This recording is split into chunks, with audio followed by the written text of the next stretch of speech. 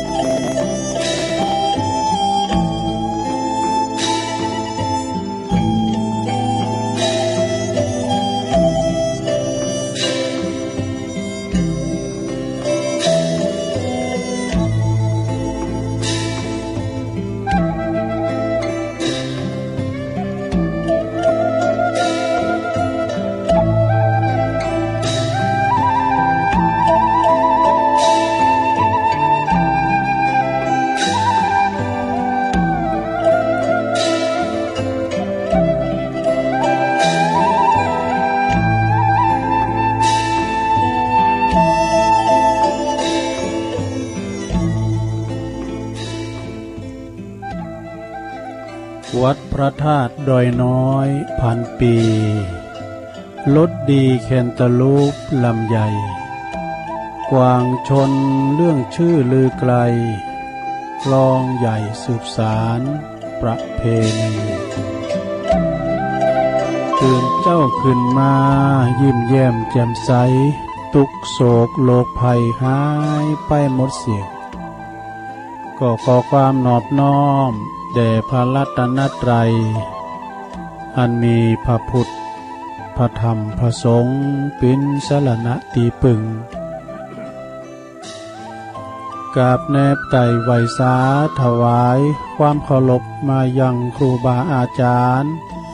พระมหาเถรานุเถระตันเจ้าคณะประสังฆาธิการพระภิกษุสามเณรเจ้าจุโตจุองค์กุวัดวาอารามสำนักสงฆ์เจริญปอนมายังบรรดาปออกไม่ออกศรัทธาตัณสาธุชนคนดีทั้งหลายเนาะปอหลงแม่หลงปอลุงแม่ป่าปีป่าหน้าเอาอาศรัทธาตีนจ้องห้องวัดเฒ่าแก่หนุ่มกำใจยิงทั้งหลายอันปินกีฬานุปถากสันนิบาตตานเขาตีแตกตื่นมื่นตามาเนาะก็มาฟังรายการนี้เปิ้นใส่ชื่อว่ารายการสัพเพเหระปกิณกะขอนลุงไก่แจ้งรายการเสียงธรรมแสงทองซึ่งดำเนินรายการบริหารเวลาโดยต้นโตแห่งอาตมาภาพเก่ากระผมตุลุงนันชัยวัฒนาคเสโนแห่งวัดพระธาตุดอยน้อยตำบลดอยหลออำเภอดอยหลอจังหวัดเชียงใหม่ก็มาปะกัน3เจ้าด้วยกันศรัทธาญาติโยมทั้งหลายวันพัดวันศุกร์วันเสาร์3เจ้านะก็มาฟังสัพเพเหระแกงแค่ว่าอันต่อเนาะ เอาหันหน่อยเอาหนีหน่อยมามาจ้าเสนอแนะแต่ว่ามาสั่งมาสอนพอหลงไม่หลงไปเกิดอย่างอ่านการเกิดอ่านเนี่ยประมาณนาทีที่เนอะเป็นว่าจะถือตนถือโตโตจบนะมาสอนขาย มาเล่าสู่จู้กันฟังเนอะแต่ที่ว่าเอาคติธรรมอนันต์มาก็ออกในธรรมเนอะนิทานก็ตามมรดกธรรมกล่อมก็ตามอันนี้เป็นคำสอนของพระพุทธเจ้าทางนั้นตุลุงก็เอามา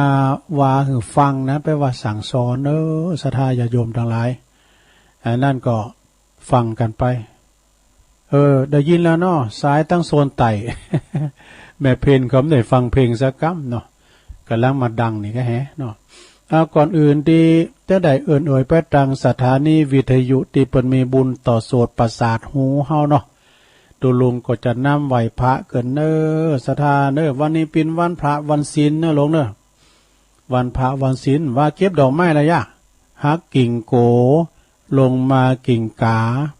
ลาจากต้นหล่นจากใบ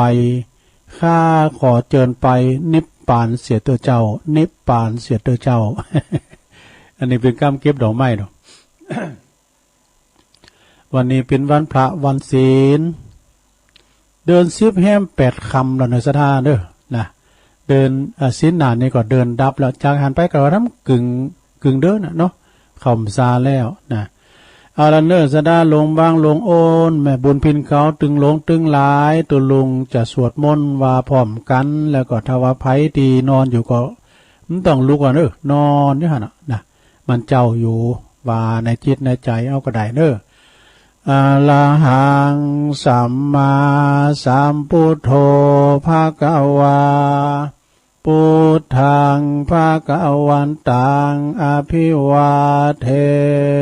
มิสวากขาโตภะคะวะตาธัมโมธัมมังนามัสสามิสุปฏิปันโนภะคะวะโตสาวกสังโฆสังฆังนะมามินะโมตัสสะภะคะวะโตอะระหะโตสัมมาสัมพุทธัสสะนะโมตัสสะภะคะวะโตอะระหะโตสัมมาสัมพุทธัสสะนะโมตัสสะภะคะวะโตอะระหะโตสัมมาสัมพุทธัสสะอิติปิโสภะคะวะอะระหังสัมมาสัมพุทโธวิจาจารณะสัมปันโนสุขโตโลกวิตูอนุตตโลปุริสตัมมาสาลาธิสัทธาเทวมนุสสานังพุทโธภะคะวะติสวากขาโตภะคะวะตาธัมโมสันติติโกอากาลิโก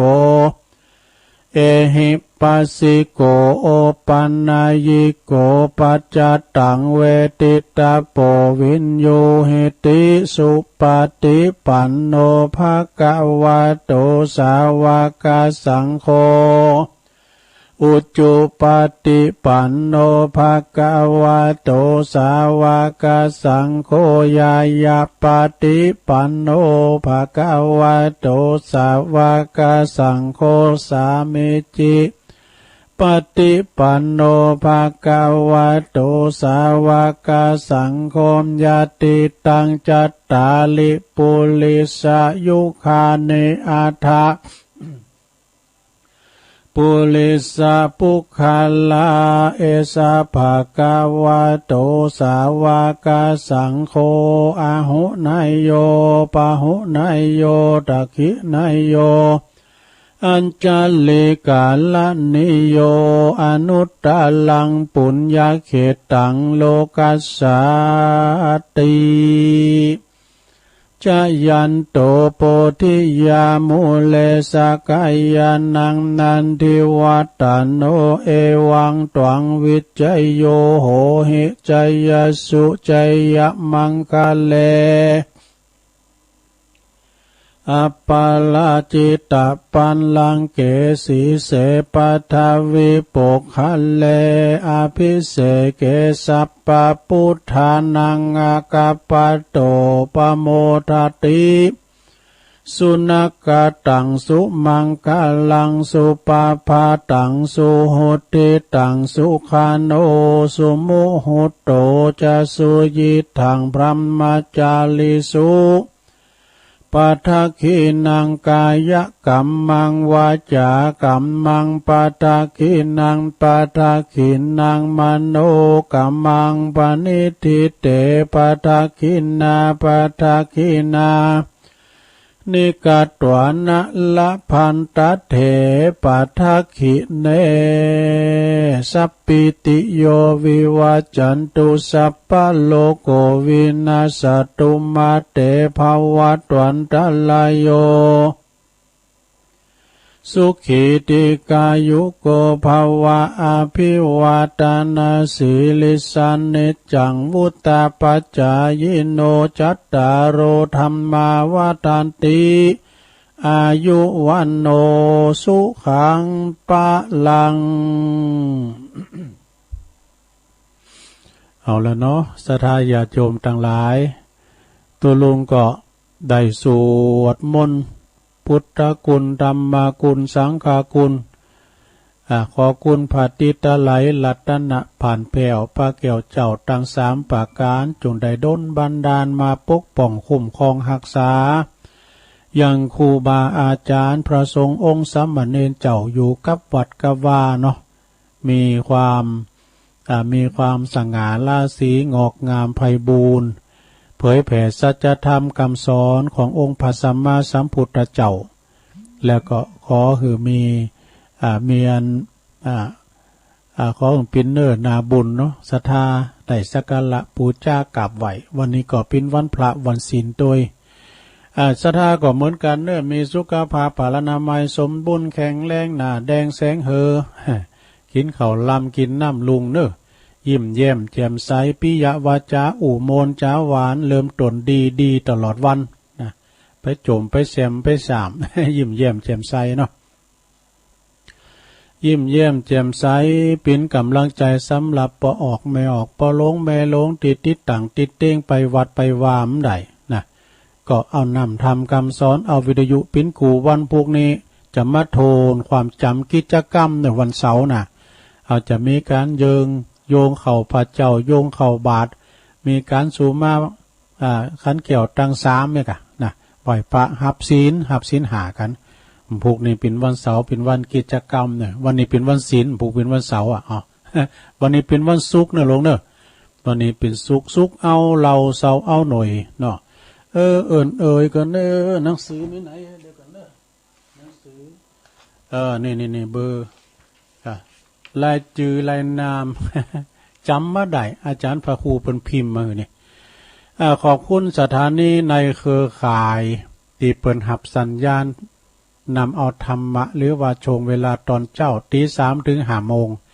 มีเก่าสถานีโดยกันดังต่อไปนี้เนอสถานีวิทยุคลื่นเพื่อการศึกษาแล้วก็ศาสนาวัฒนธรรมของวัดฝายหินตำบลสุเตปอำเภอเมืองเชียงใหม่เด้อ FM 104.50 เมกะเฮิรตซ์ตั้งอยู่ที่วัดฝายหินโดยเมตตาบารมีธรรมอาจารย์พระครูสมุวิสุวัฒน์วรกิจโจก็ลิงสัญญาณอันนี้เปิ้นมียุทธเนี่ยเปิดวันค่ำคืนหงตัวลุงฟังทั้งหมดตัวลุงทองมาละ มืดมามืดไปเนี่ยเปิ้นสอนว่านี่นะแล้วก็ก่อนหน้านั้นก็ฟังได้น้อยนึงนะตื่นมาตี 1นะสถานีที่2ของคณะสงฆ์อำเภอฝางเด้อตั้งอยู่ที่วัดพระบาทอุดมนำบ่อสาวาสำนักวิปัสสนา FM 100.25 เมกะเฮิรตซ์โดยเมตตาบารมีธรรมหลวงพ่อพระครูสุจิตานุรักษ์หลวงพ่อใหญ่ฮอนเนอร์เจ้าคณะอำเภอฝางนะขอบคุณตังตุปีเจริญโจติธรรมโมแห่งวัดสันโค้งอำเภอแม่อายขอบคุณตุปีอมรเทพอุปัสสันโตอุเถินตุปีโจแล้วก็สถานีวิทยุแดนดินถิ่นล้านนาตั้งอยู่ที่บ้านโฮงโงตำบุญนำบ่อโลงอำเภอสันป่าตอง FM 103.50 เมกะเฮิรตซ์โดยคุณรุจิสมบัติเงาคำสถานีวิทยุธรรมะของชุมชนวัดหอยตองซักตำบลขวงเป้าอำเภอจอมตองเนอะ FM 98.75 เมกะเฮิรตซ์โดยเมตตาบารมีธรรมอาจารย์พระครูวาปีวรมานิตท่านพระอาจารย์ชวลิตชยวังโสลิงสัญญาณโซนไต่ได้ยินแล้วเนอะเอาสถานีที่5ก็วิทยุมนเสียงธรรมจากอำเภอแม่แจ่มตั้งอยู่ที่วัดบุพารามตำบลช่างเครื่องอำเภอแม่แจ่มเนอะ FM 106.25 เมกะเฮิรตซ์โดยเมตตาบารมีธรรมหลวงพ่อพระครูมงคลวิสิทธิ์หลวงพ่อเจ้าคณะอำเภอแม่แจ่มขอบคุณตุปีปลัดอุทัยด้วยเนอะสถานีวิทยุเน็กเนเรดิโอ FM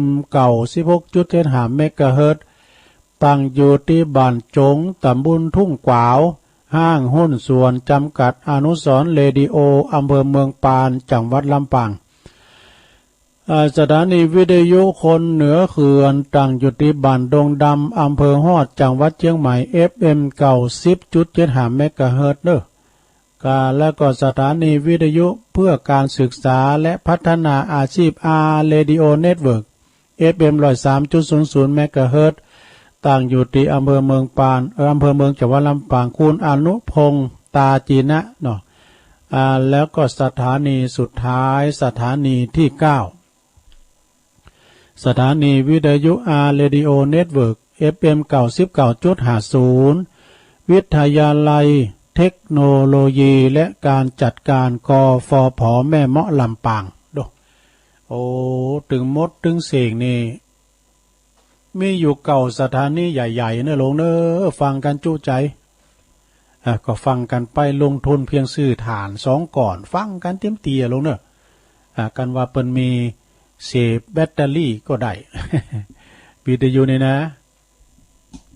มันมีส่วนสำคัญบัดนี้เปิ้นย้อนยุคกันพอเท่าหลัดทัดก็มีการฉีดวัคซีนกันก้ามียังต่างๆเนี่ยนะแต่ก็มันกลายมาก็เขาก็มาฟังวิทยุนี่ลงเนาะข่าวสารบ้านเมืองเขาฟังแล้วเจ็บโหมาฟังวิทยุนี่นะฟังไปมีปิดมีไปอย่างนั้นลงเนอะไม่มีการเลไล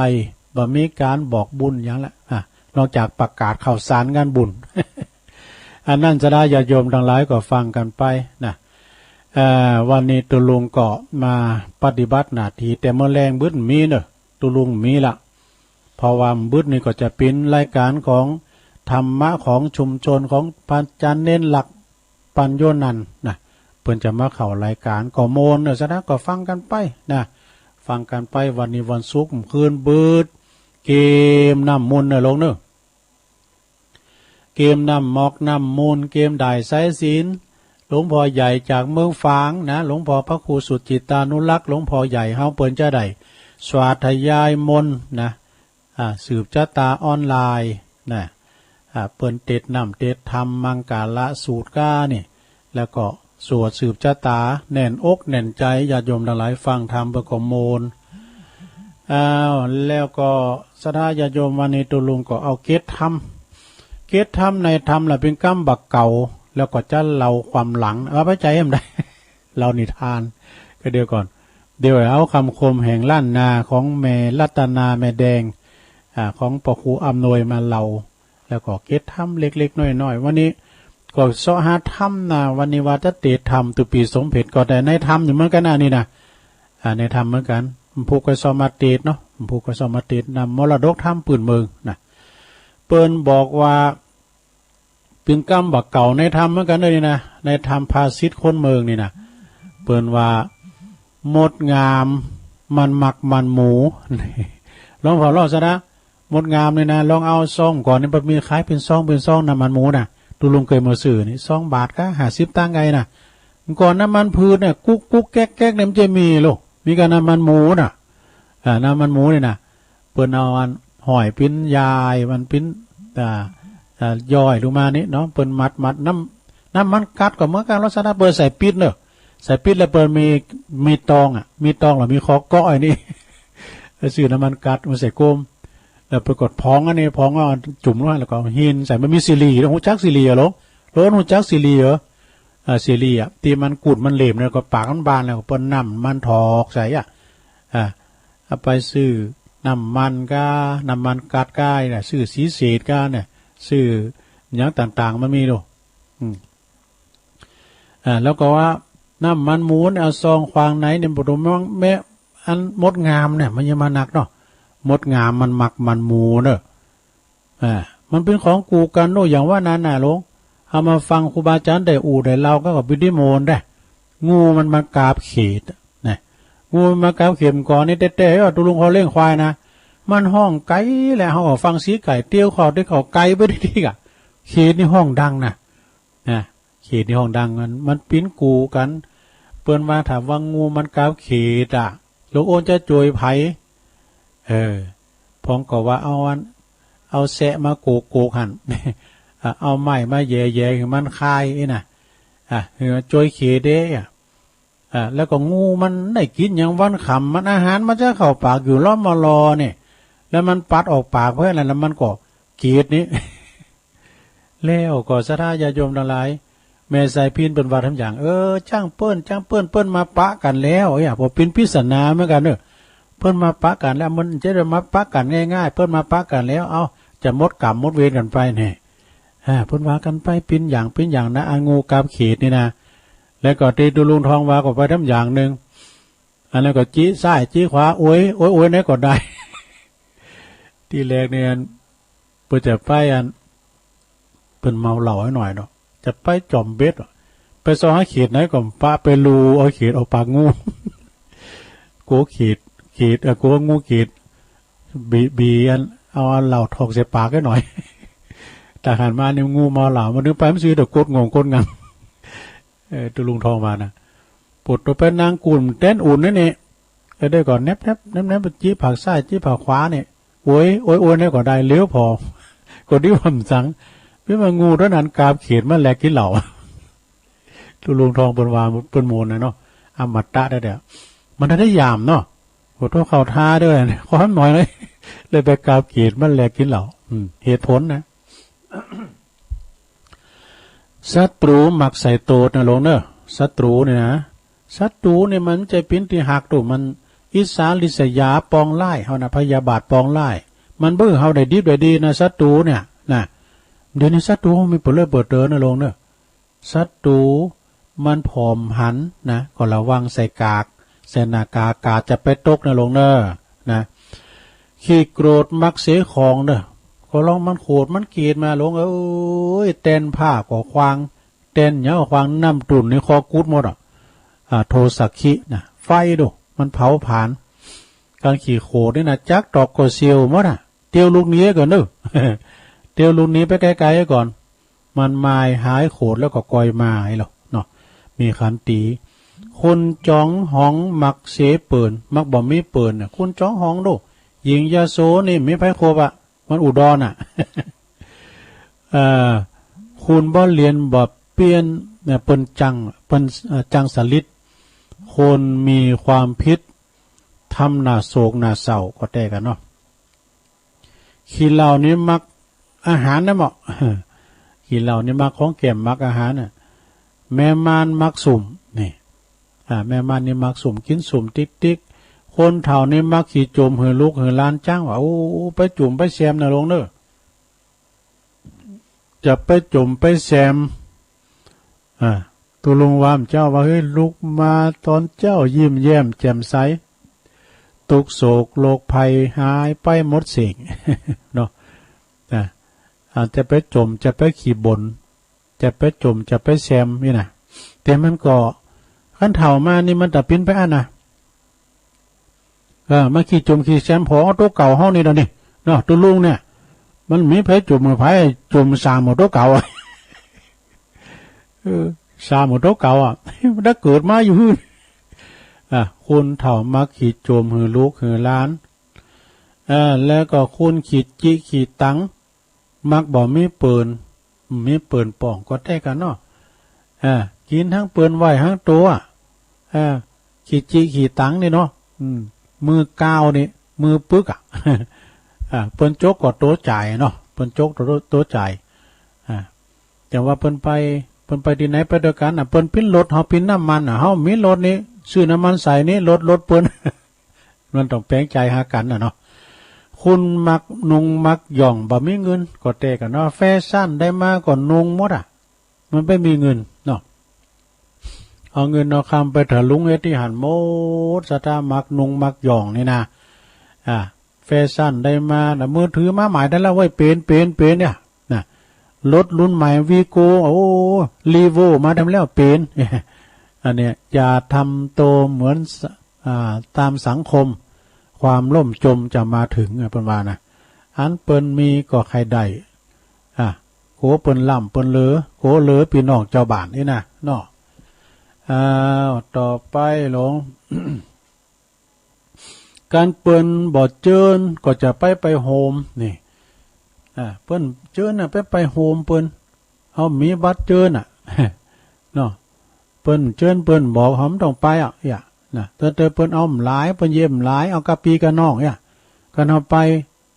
ก็เปิ้นเจิญนี่เฮาไปอยู่น่ะ บอดี้ไปลมเด้อตัวคำจ่ายเพื่อหู้ปออายเพื่อหู้ปอวายเพื่ออ้ายปอเถ่านี่เนี่ยสนะญาโยมทั้งหลายเปิดเดือนวาเนี่ยมันได้มีกรรมเนาะเพื่อหู้ปอวายเพื่ออ้ายปอเถ่าก็ยังหุ้นเฮาไว้กับนอสธาเนาะซ้ำเตอกับปอเถ่าแล้วไม่ได้เขาวัดเขาว่าเพื่อจะไปกับปออายขันดอกดีแม่เถ่าเอามาใส่เอาใส่ที่ไหนดีไหนมันจางแล้วนะโอ้พอหู้พออาย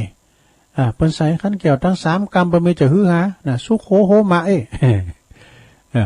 แล้วก็แต่เดียวกับเปิ้นพอนี่ดีอายบ่นี่เนี่ยเผอหู้ปอวายเผออายปอเถ่าก็มันจางอย่างสักอย่างนี้เนาะก็ไปวัดไปว่า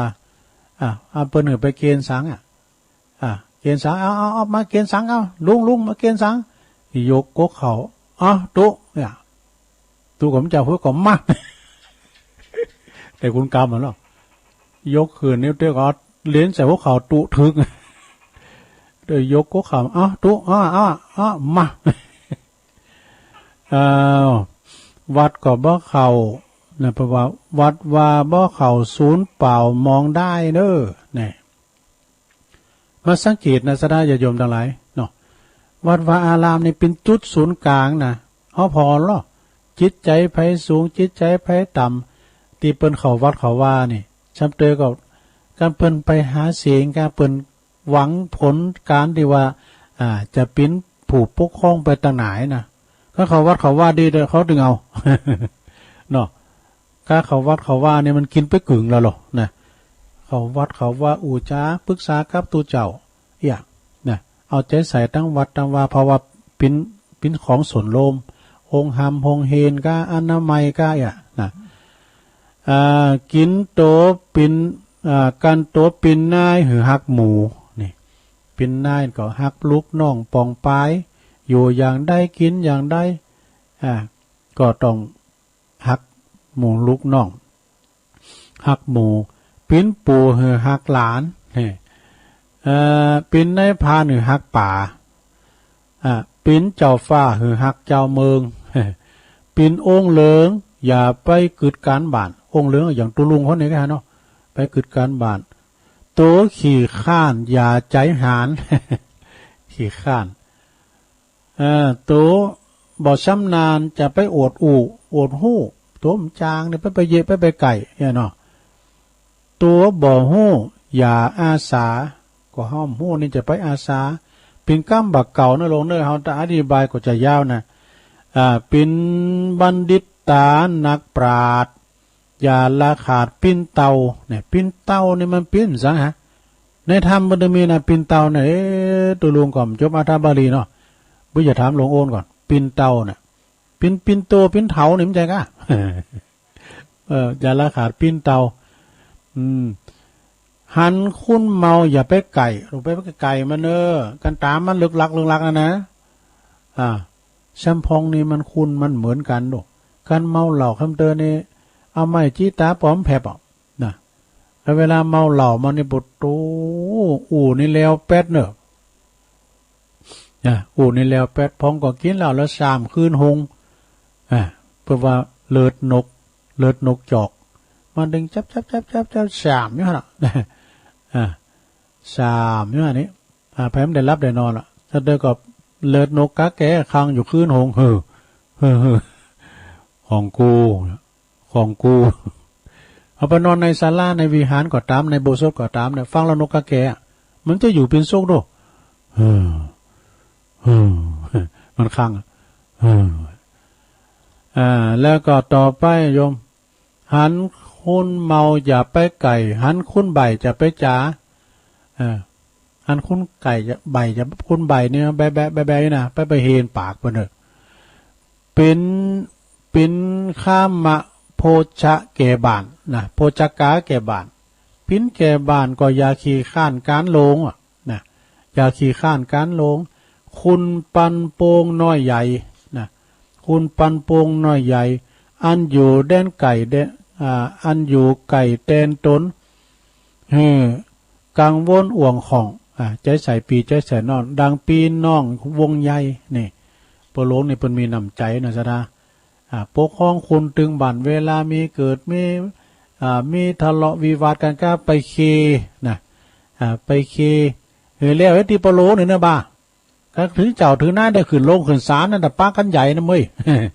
ปโลไปเคนะไปเคให้เรียบร้อยนะบ่หือถึงลงถึงศาลเนาะแล้วกันแค่นี้บ้า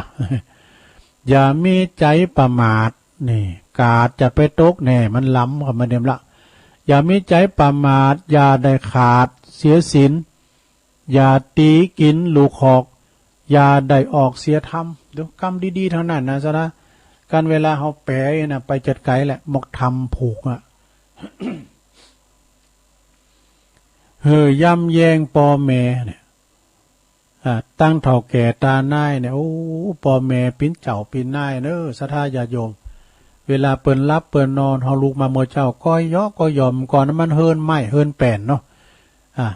การเตียวนะอย่างอาจารย์พระครูวานะเดี๋ยวคุณมันได้ฝึกมานี่เอาศูนย์สุมาเอาศูนย์ตีนลุงตึกก่อนนี้มันเฮินบนยอปืนตั้งปืนเปิ้นเอาไว้แหล่งโง่แหล่งควายเนี่ยคุณเฒ่าบ่อยู่ตั้งลุมการเตียวดังตึงเดือนเดียวเปิ้นเอิ้นมาเดินละเปิ้นเอาอันเอาโอ่งเอาปลายเท้าปลายตีนเนี่ยกอยเยาะกอยหยองเมื่อเปิ้นตื่นนี่นะเนาะกันว่าเป็นเฮือนสัตว์ตายก็เอาลุงไปหรอกไปเป็นหยังเอาศูนย์ตีนลุงก็ได้ มันถึงได้โหดหรอกอย่าไปอย่าย่ำแยงคุณเฒ่าคุณแก่ปอเมตาหน้ายนะประคุณของปอของแม่ว่านั้นนี่เป็นดีเห็นดูเนาะเป็นดีเห็นดูลูกไปขาปอและอำพังคดีเอาปอไปฝังว่าโอ้ยอยู่ดีไม่สุกในโลกเด้อเนี่ยดูเพราะว่าคุณเฮานี่ใจไม่ใส่ละกรรมแต่ก็นี่การว่าเปิ้นตายสมาเนาะตายดีมงามเนาะตายลงกรรมหรือว่าตายหงเนี่ยปุถมันจะบดจะมืดวันค่ำน่ะบัดเดี๋ยวนี้มันย่ำบดมืดไปเนาะก่อนนี่แต่นะซะนะยังตูลุงเป็นน้อยหลออ่อนนะแล้วก็มีน้อยนักนะคนที่จะตายอย่างว่าเปิ้นบุบเปิ้นขาก้าหรือว่าไปประสบอุบัติเหตุนะมันก่อนมันจะใครมีหรอกคุณจะตายเถ่าตายด้วยโลคาพยาธิอิ่มได้หรอกนะแต่ก่อนนี่เปิ้นไปห้องยานะซะนะเวลาเปิ้นตายมันดีมงามเลยเนาะครบลิ้นดินตายปัจจุบันทันโดนเพิ่มจะเอาขืนเฮินนะแล้วก็เอาไปถึงวันนั่นน่ะเด้อเอาไปถึงวันนั้นเพิ่นเพิ่งได้ข้ามวันเลยนำก่อนนะคุณเฒ่าคุณแก่เพิ่นอู่ฟังนะแล้วก็ก่อยมาหากินหาตาเนาะนี้นะแล้วก็ปิ้นตีอานาถนะปุถมเดี๋ยวนี้เฮาหันหมดสถานเนาะก่อนนี่เฮาจะหันเพิ่นตายเนี่ยยากนะเฮาจะหันเพิ่นตายคุณเฒ่าตายครับจังกันเนี่ยมันจะมีมันจะหันเดียวในหลอดนั่นซะนะเปิ้นมีกล่องวงจรปิดหันในมือถือหมดเปิ้นถอดจิตครับจ้ามีนะซะนะเปิ้นเอาถ่ายพอนะคนเฒ่าก็นอนข้างเอ้ยตาเหลือกอันนี้ตาเหลือกนะลูกหลานก็ให้ฮ้อนวอนตุกเปิ้นถอดจิตก็หันน่ะซะนะแต่มันจะหันเปิ้นออกจากลางนะ แล้วก็เปิ้นยิงเปิ้นขาก็หันตำหูตำตาก็โดนกล่องเนี่ยลอยกล่องที่เปิ้นส่องไว้นะหันหมดเปิ้นบุบโผตีตากันกระซากสายสอยหันหมดเปิ้นป่นธนาคารอย่างหันน่ะซะนะเนาะเอาแข่งแย่งกันชิงดีชิงเด่นกันปอขาลูกขาแม่มันมีอันสปะเนาะบ่เดี๋ยวนี้มีหยังมีก็ป้อยมีมาซะท่าเนาะด่านมีกุลตันมีกุลหลายเด้อตันมีกุลหลายเหลือน้อยก็คือเก็บหอยหัวใจคุณผู้ใดบ่ถูก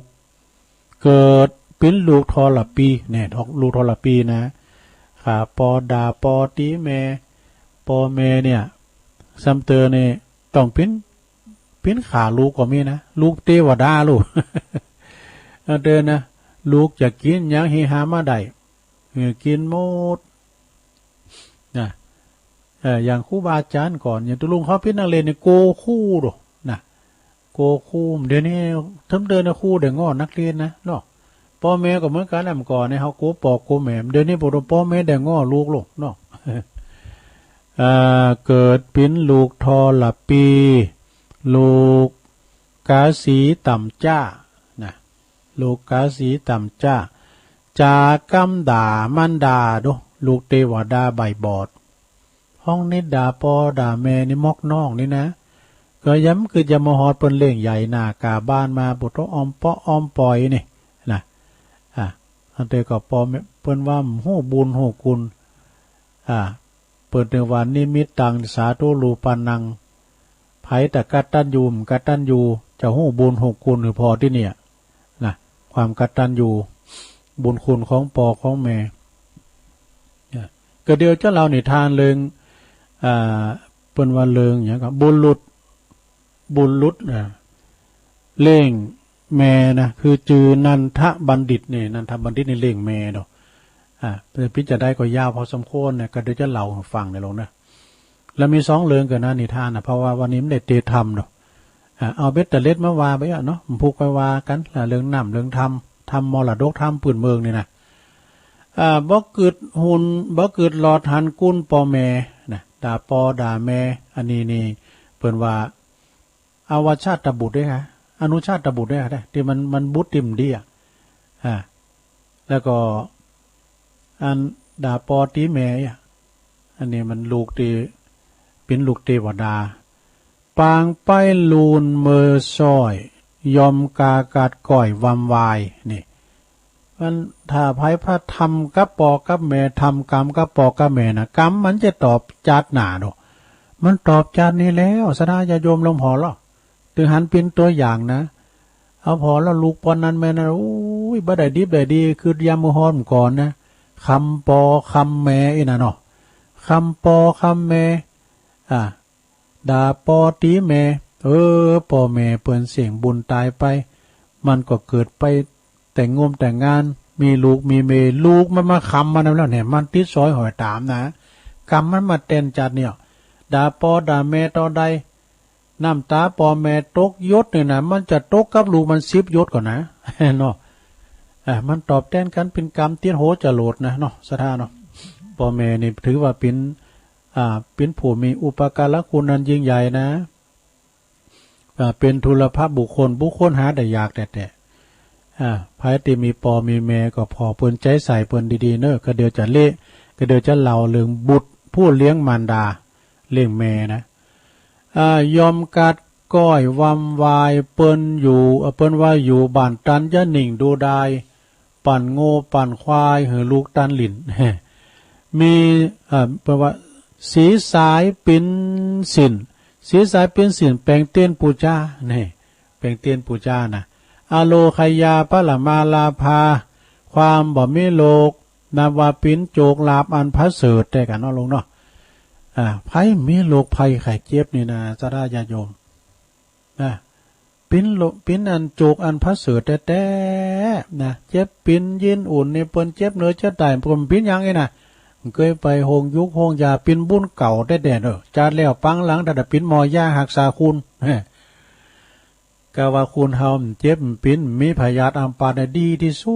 ดซะนะลองพอการลองเปิ้นเจ็บเปิ้นปิ้นแล้วมีเงิน100 ล้านพันล้านก็มีความสุขนะชีวิตจะบ่สมบูรณ์คุณเปิ้นสู่ชีวิตพอเนาะสถาบางคนเนี่ยโอ้ยเฮาหันทางเมืองนอกพุ่นน่ะหันทางเมืองนอกสุมาเด้อซะนะคุณนานเนี่ยเปิ้นก้านไปนะซะนะเป็นเจ้าเมืองนอกพุ่นน่ะก้านไปแล้วก็เอาโหลอันต่างไว้หลังเนี่ยว่าเฮาว่าเอาโหลไปไหนพี่ว่าเปิ้นมาเอาโหลเตียวไปอย่างแม่บุ๋งน่ะกระลึบว่าเนี่ยมันเป็นกรรมไผกรรมมันเนาะเฮาต่างหลายเนี่ยโอ้ยไปยื้อมันเกิดหลงเนาะตื่นมาเมื่อเจ้าเฮาก็ได้ฟังน้ำฟังธรรมลูกหลานตันเต่าก็เปิ้นก็แปลงเฮาอยู่บ้านอยู่จ้องอยู่หออยู่เฮิรเนี่ยนะฉะนั้นก็จะไปลืมเด้อศรัทธาญาติโยมทั้งหลายนะอยู่กินอยู่ต้านไปใจเดี๋ยวกันเด้อเพราะว่าคุณเฮามนุษย์ฮู้อดีตนะอดีตที่ผ่านมาเป็นความฮู้แต่ว่าเฮาบ่ฮู้ว่าอนาคตจะเป็นอย่างไรเนี่ยอย่างเฮาต่างหลายเนี่ยเป็นผู้ที่โจกดีนะลงเด้อโจกดีที่สุดอย่างในอันคติธรรมเพิ่นว่านะเฮาเป็นคนที่โจกดีที่สุดที่ว่าตื่นเจ้าขึ้นมา ตอนหนึ่งไปจนถึงเขานอนเมื่อคืนนี่นะมีคุณมาอวยปอนเนี่ยมีคุณมาอวยปอนอย่างเริ่มตั้งแต่เดี๋ยวเนี่ยนะเดี๋ยวนี้ตุลุงก็เป็นรายการแหลกตีเป็นรายการสดๆตุลุงก็มาปั้นโจกอวยปอนมาช่วยกันสวดมนต์เนี่ยมาสวดมนต์หรือสะท้าได้มามาจ้างสะท้าได้ฟังเนี่ยแล้วก็มีคุณส่งความสุขเนี่ยเราก็ปรารถนาดีจะพอลงไม่ลงก็มีความสุขอีน่ะยิ้มแย้มแจ่มใสทุกโศกโลภัยหายไปหมดสิ่งนะแล้วก็มีเรื่องขำๆมาเล่าให้ฟัง เดี๋ยวนี้ลำใครมีเรื่องขำๆด้วยนะแล้วก็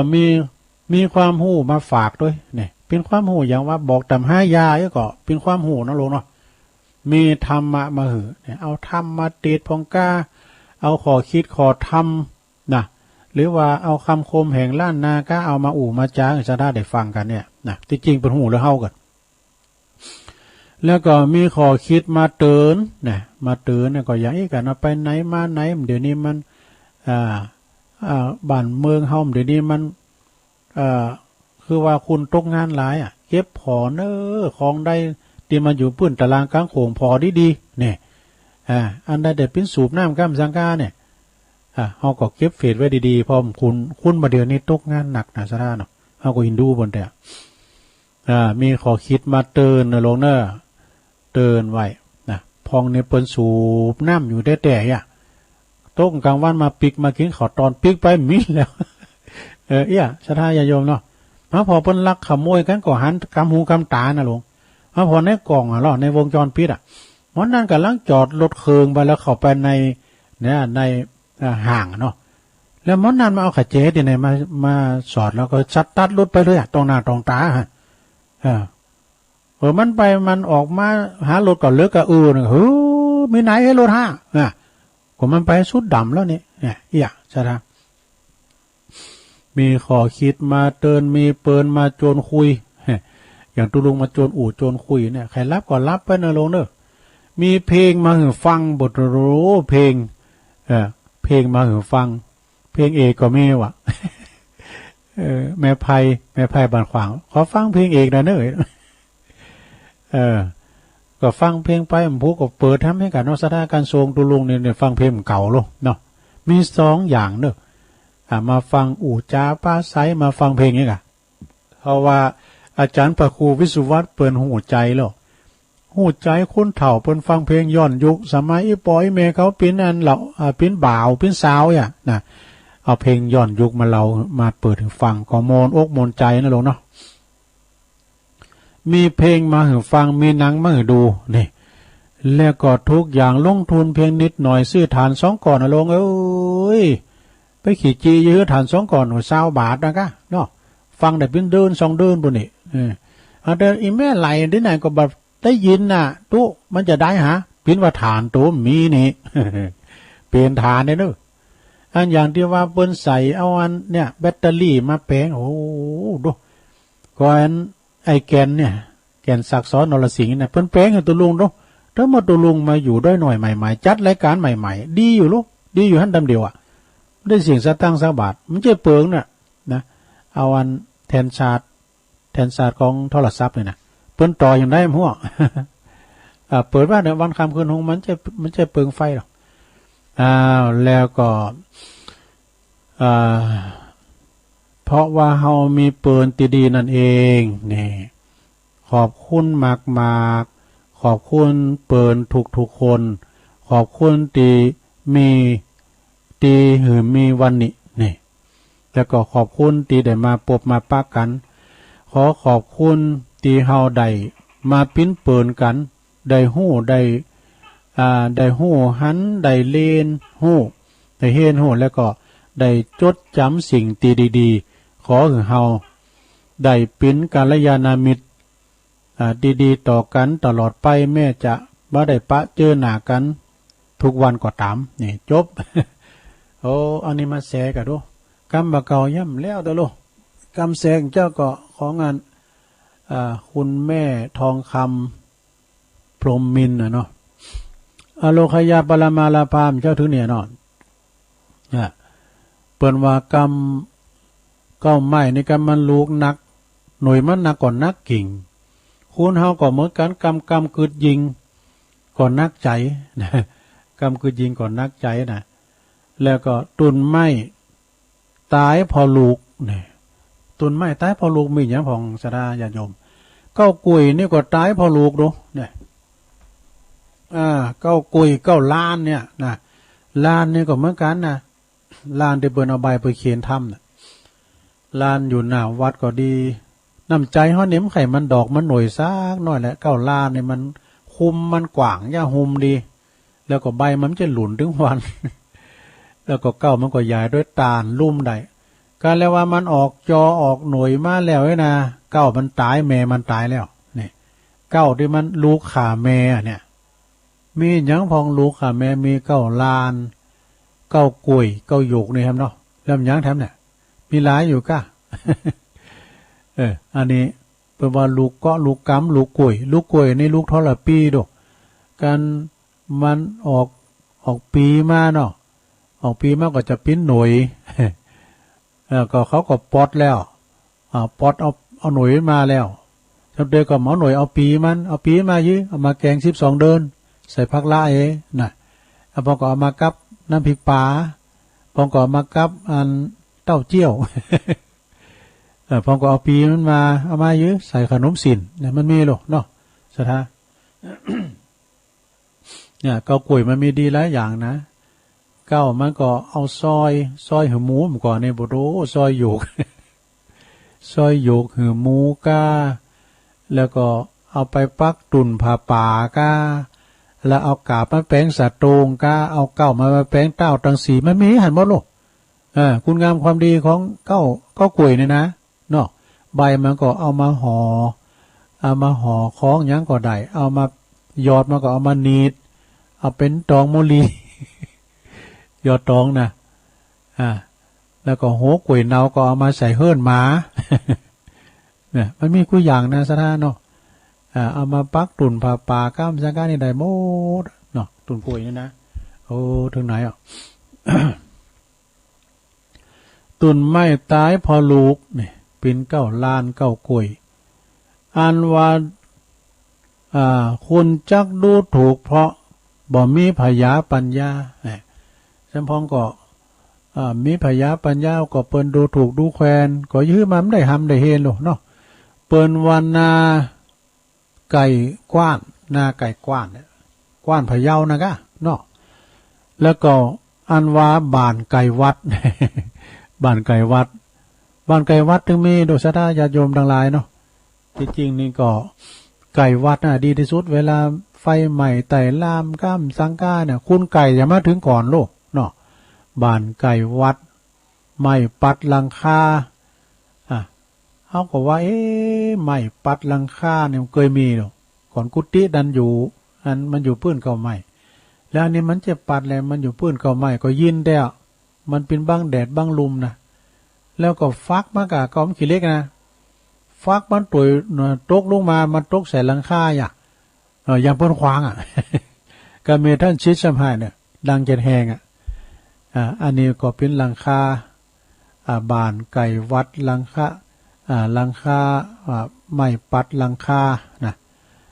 ไม่ปัดหลังคาม้าหลายเจ้านี่ม้าหลายเจ้านี่ก็จำเตือนกับใครดีมันมีหลายเจ้านะดีมันจะมาฝ่อฮ้อฝ่อเฮือนเฮาไปอยู่ให้เฮือนหลังปุ่นเนี่ยมันมาหลายเจ้า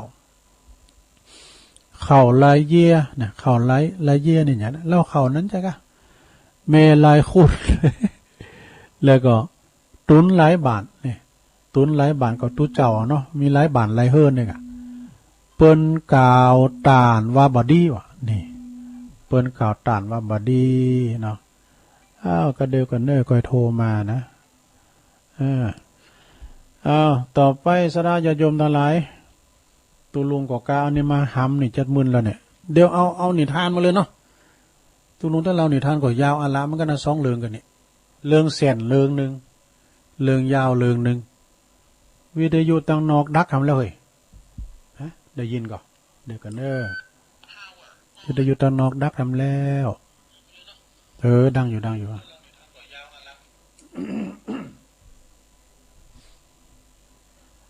วันนี้ก็เป็นวันพระวันศีลนะหลวงเนอ10 แฮม 8 ค่ำมานี่ละนะตอนนี้ไปตุลุงเจ้าเรานิทาน2เรื่องโดยกันเรื่องแรกนั้นก็ป้อยาวแต่เรื่องที่2จะยาวหน่อยเรื่องแรกนั้นนิทานนี้มีชื่อเรื่องว่ารามมานพนะหรือว่ารามมานพมานพนี่แปลว่าชายหนุ่มนะแปลว่าปอจายที่เป็นหนุ่มอยู่นะเป็นบ่าวลำฉกันนี่กะยังมีนิทานอีกเรื่องหนึ่งที่เป็นคุณเล่งมารดาบิดามารดาเล่งปอเล่งแม่นะแล้วก็คุณปอคุณแม่มีหนักไม่หลายเวลาลูกตกตุกได้ยากอยู่ในห่วงอันตรายแล้วก็บุญปอบุญแม่ไปช่วยก้ำได้นะกีละดังได้ยินมาว่ายังมีมานพผู้หนึ่งมีชื่อว่าลามมานพนะอยู่ในเมืองปาราณสีเนี่ยเมืองปาราณสีนี่กูกำนั้นเป็นนครใหญ่โลกเป็นมหานครใหญ่เป็นคุณเล่งปอเล่งแม่วะนะลามมานพนี่นะเป็นลูกที่มีความกตัญญูพอปอเล่งแม่บ่หือตกตุกได้ยากหาข้าวหาปลาอาหารข้าวน้ำทุก3 ขับในการลาลงเลยมานพนั้นก็ลาปอลาแม่จะออกไปสู่เมืองกุมภาวดีเพิ่นจะไปเมืองกุมภาวดีนะลาปอลาแม่แล้วเปิดประสงค์ที่จะไปค้าขายเล่งชีพเนี่ยไปทำมาค้าขายเนาะเมื่อครั้นเมืองนั้นเนี่ยเป็นเมืองที่อันตรายว่ะชิบหายโดยฝนตกหนักเนี่ยน้ำห้วยน้ำนองหลากหลายหลากเป็นเมืองที่อันตรายเป็นเขตสีแดงนะรามมานพก็ไปตกตีห่วงอันตรายนะแล้วลึกถึงคุณปอคุณแม่ว่ะคุณปอคุณแม่คุณพาคุณเจ้าคุณครูบาอาจารย์มาช่วยลูกเด้อบัดนี้ลูกตกอยู่ในห่วงอันตรายนึกถึงคุณปีตามารดาคุณปอ21คุณแม่12ฝ่ายเทพยดาต่างหลายว่ะก็ปามานพนะปามานพนั้นออกเสียจากเมืองนั้นออกเสียจากเมืองนั้นนะเมืองกุมภาวดีออกจากเมืองนั้นถึงก็ไปถึงปอออกจากเมืองนั้นแล้วก็ไปสูงนะเทพยดาก็ไปสูงแห่งบิดามารดาที่เมืองปาราณสีโอ้หมายความว่าก็คุมลุ่มลาเอาใจหนุ่มนี่ปิกมาอยู่กับปอกับแม่วะดูที่เมืองปาราณสีนี่นะลามานพได้พ้นภัยในครั้งนี้ก็โดยอันพ้นเล่งปอเล่งแม่เล่งบิดามารดาวะเพราะฉะนั้นเฮาตันทั้งหลายที่เกิดมาเนาะควรที่จะเลี้ยงปอเลี้ยงแม่เป็นสุขทุกวิธีวาลาตรีนะตลาดจนถึง2 ฐานเปิ้นสิ้นอายุไขไปนะก็จะเป็นความกตัญญูดีนะจบเรื่องนี้เป็นเรื่องเส้นจบไปเนี่ยนะเลี้ยงปอเลี้ยงแม่นะลงศรัทธาเนี่ยคุณปอคุณแม่เลี้ยงปอเลี้ยงแม่เฮามันคือยามฮอดเนาะเปิ้นจะอยู่ศาสนาเฮาแต่เนาะตีอันเฮาในหันในเฟซในข่าวหมอนันเนี่ยเปิ้นนี้ก่อนนี้เปิ้นหนีตายจากบ้านจากเมืองเนาะเจ้าโลหิงญานะก็ยังเป็นหงปอเป็นหงแม่ปอก็เฒ่าแม่ก็ชราเนาะ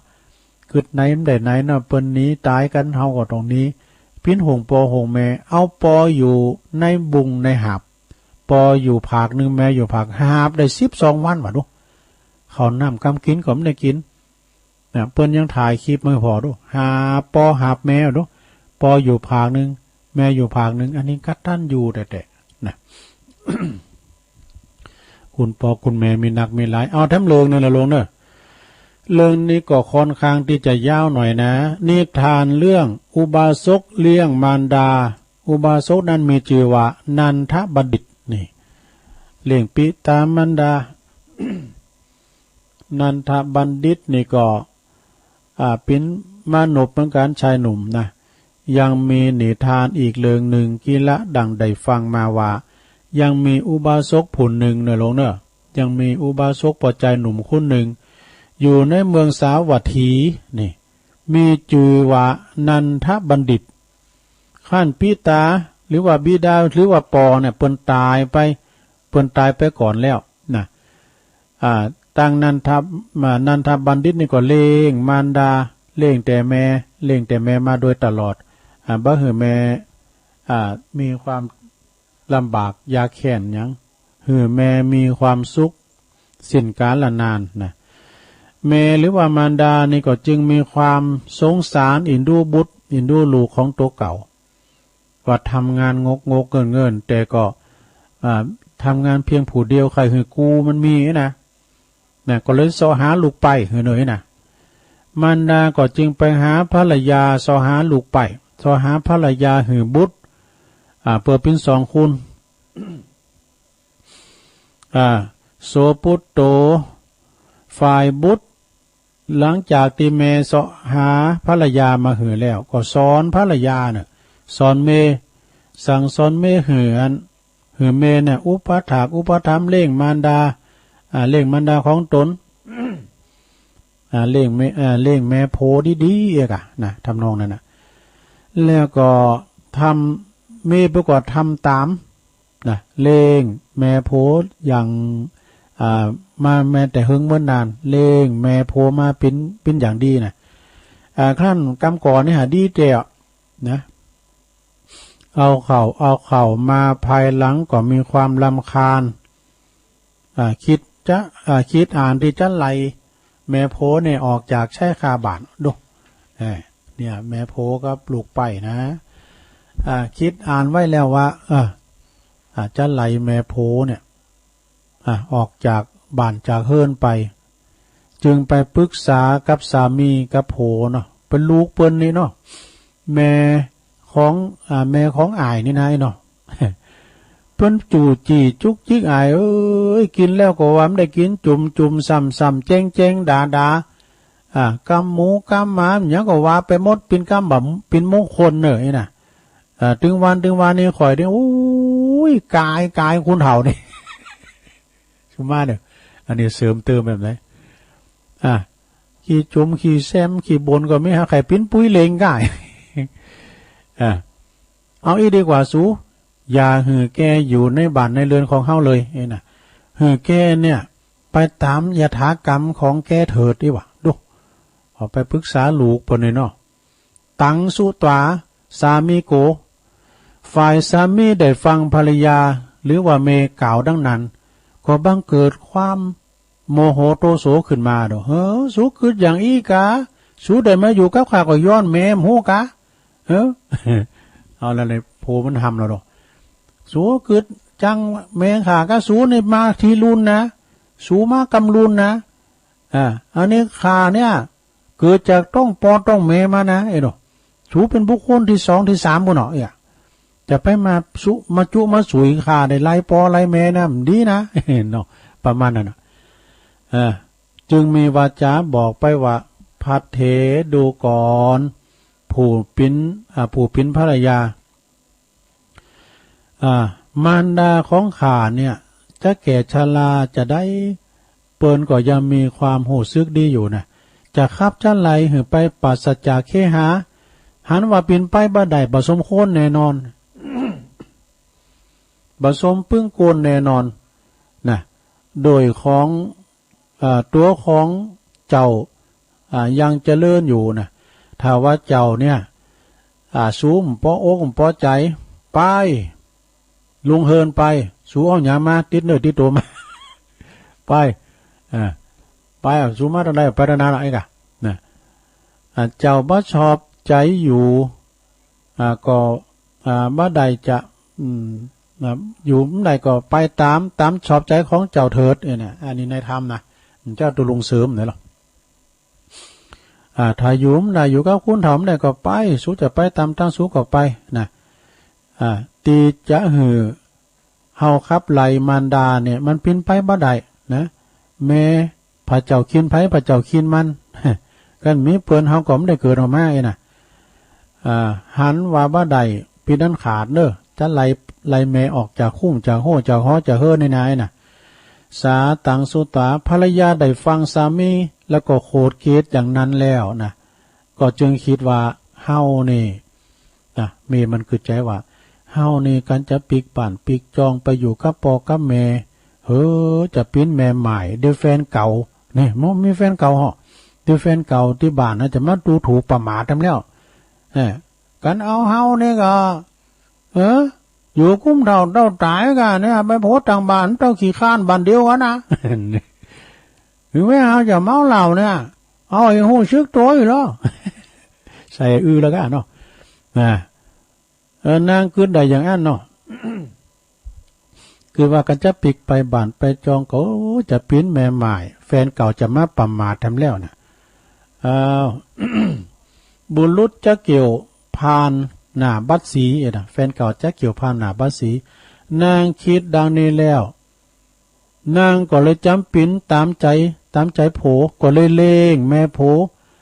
ดีเหมือนดังเก่าดังเดิมนี่นางกลับใจแล้วนะตอนนี้นะเอกาทิวสังยังมีอยู่หันวันหนึ่งเนอะยังมีอยู่หันวันหนึ่งอุบาสกนี่ก็ไปฟังพระธรรมเทศนาในสำนักแห่งพระพุทธเจ้า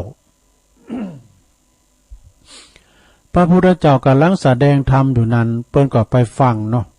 พระพุทธเจ้าจึงทรงตรัสถามว่าดูก่อนอุบาสกตันยังเลี้ยงมารดาของตันอยู่หรือมีความสุขอยู่หรือนะอุบาสกผู้นั้นก็จึงทูลซึ่งเหตุนั้นตั้งแต่เก้าจุนอวสานโอ้ข้าพเจ้านี่ก็อันได้พอดูแลมารดานะอย่างเป็นอย่างดีสมเด็จพระศาสดาจึงตรัสว่าดูก่อนอุบาสกในจาตนิตันยังบ่ได้เจอฟังกรรมภรรยาของตันเนี่ยแต่จาตก่อนเนี่ยตันเคยเจอฟังภรรยาของตันโอ้จาตแล้วนี่เมมันแป่แล้วนะจึงขับไล่เสียยังมันดาจึงขับไล่เสียยังเสียจากบ้านแห่งตน มันมีตั้งแต่จาตแล้วกันมาแล้วรู้เนี่ยนะ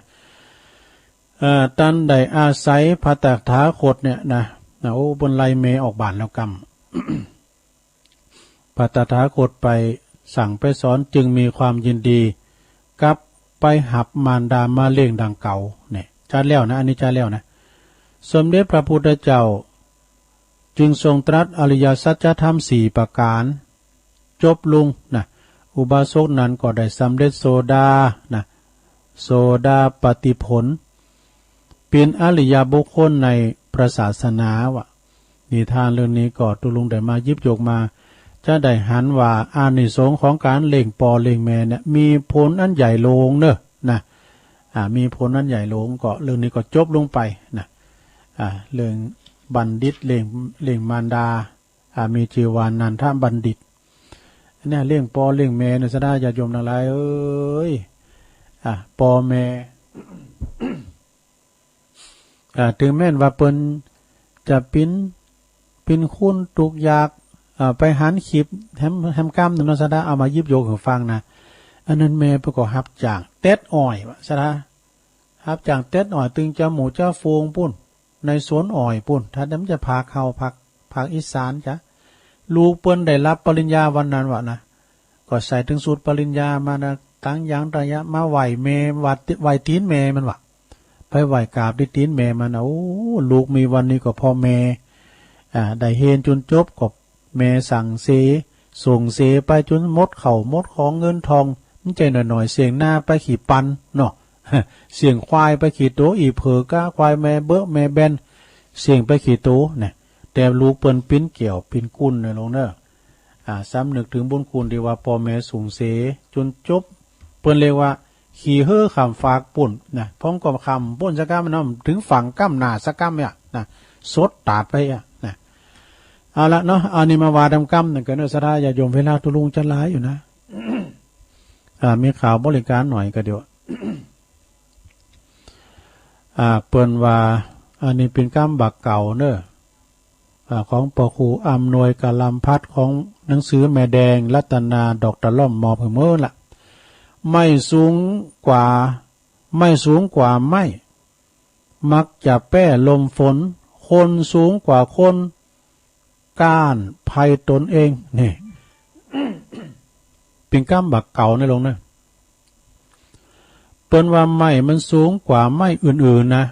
เฮาพอล่อไม้ที่มันสูงกว่าต้นอื่นๆแล้วมันก็เดียวโดดเดี่ยวเนอะโดดเดี่ยวมันมีติปะดอกมันสูงแล้วเปิ้นน่ะ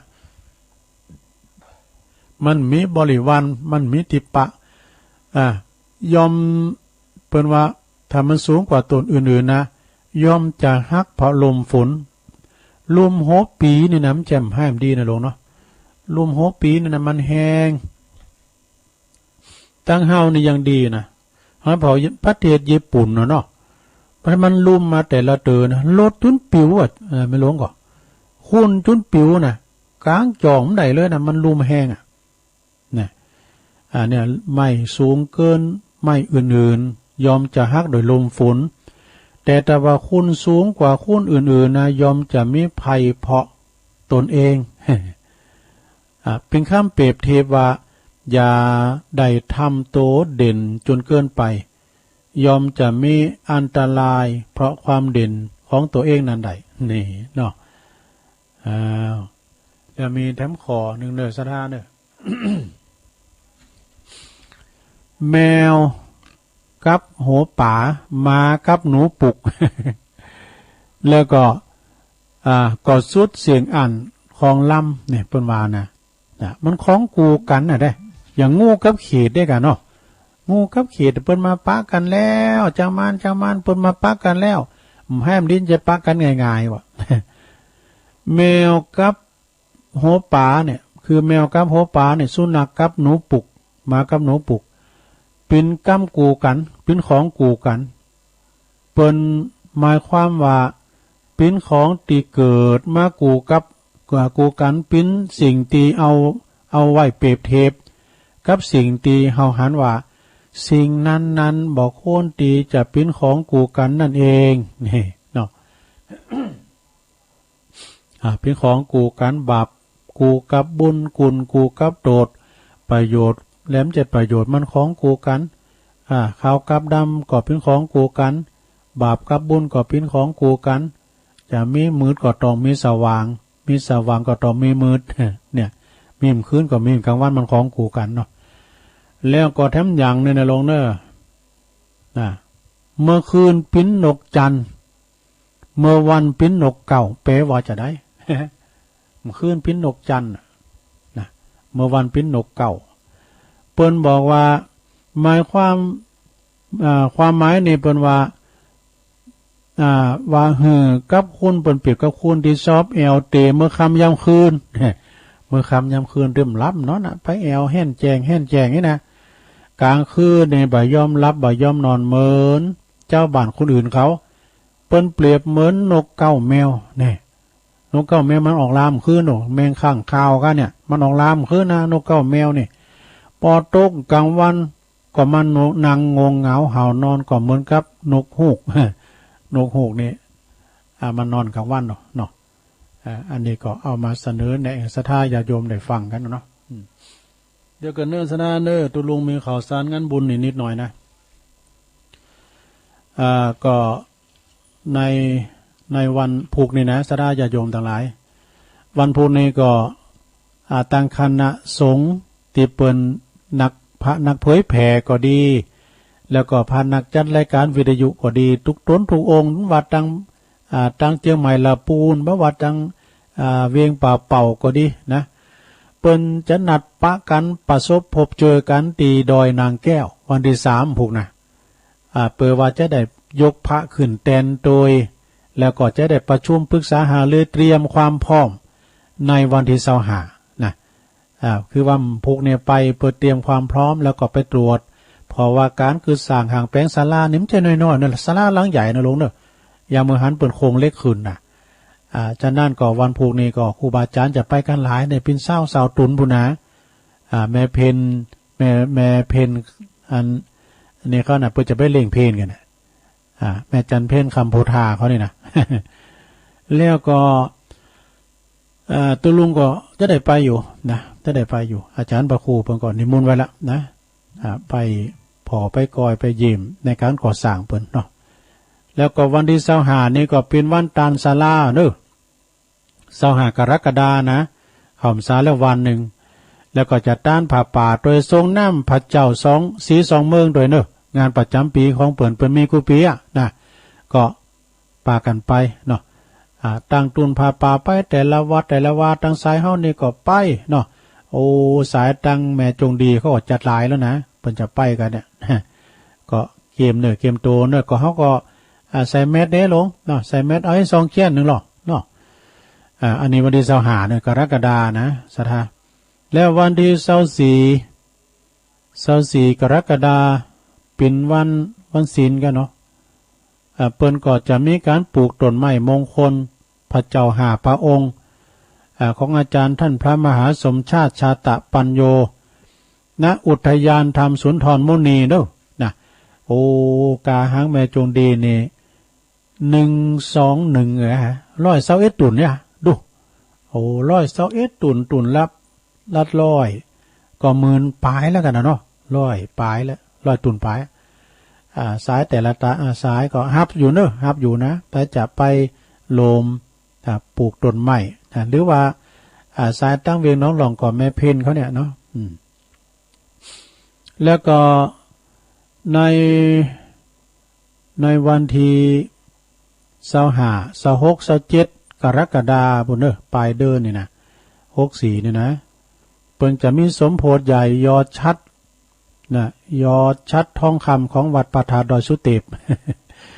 ไว้จะรับพินเจ้าภาพก็เชิญได้ด้วยอันนี้ก็อาจารย์ท่านพระอาจารย์บดิกาพระครูบดิกาประเสริฐประสันโนไอโหนงเขาเนี่ยเปิ้นก็วันนั้นก็ไอโหนงเขาจะพุกก็ไปเนอะไอโหนงปริญญาเขาแล้วก็ท่านอาจารย์ประเสริฐประสันโนก็จะไปอยู่พุกนาแล้วก็งานต่อไปก็สดาญาติโยมทั้งหลายวัดห้วยโท่งนี่นี่จานเปิ้นก็บอกว่าหมู่8เปิ้นสร้างศาลาเนอะศาลาปฏิบัติธรรมแล้วก็ไผจะลมปิ้นเจ้าภาพกระเบื้องมุงหลังคาศาลาแผ่นละ20 บาทนะติดต่อได้ที่พระอาจารย์อุดรนะจันทธรรมโมเบอร์โทรศัพท์เปิ้น0959532495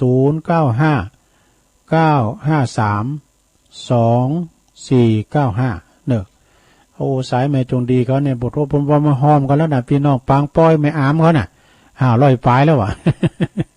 ไปหอมกันได้อยู่เนอะ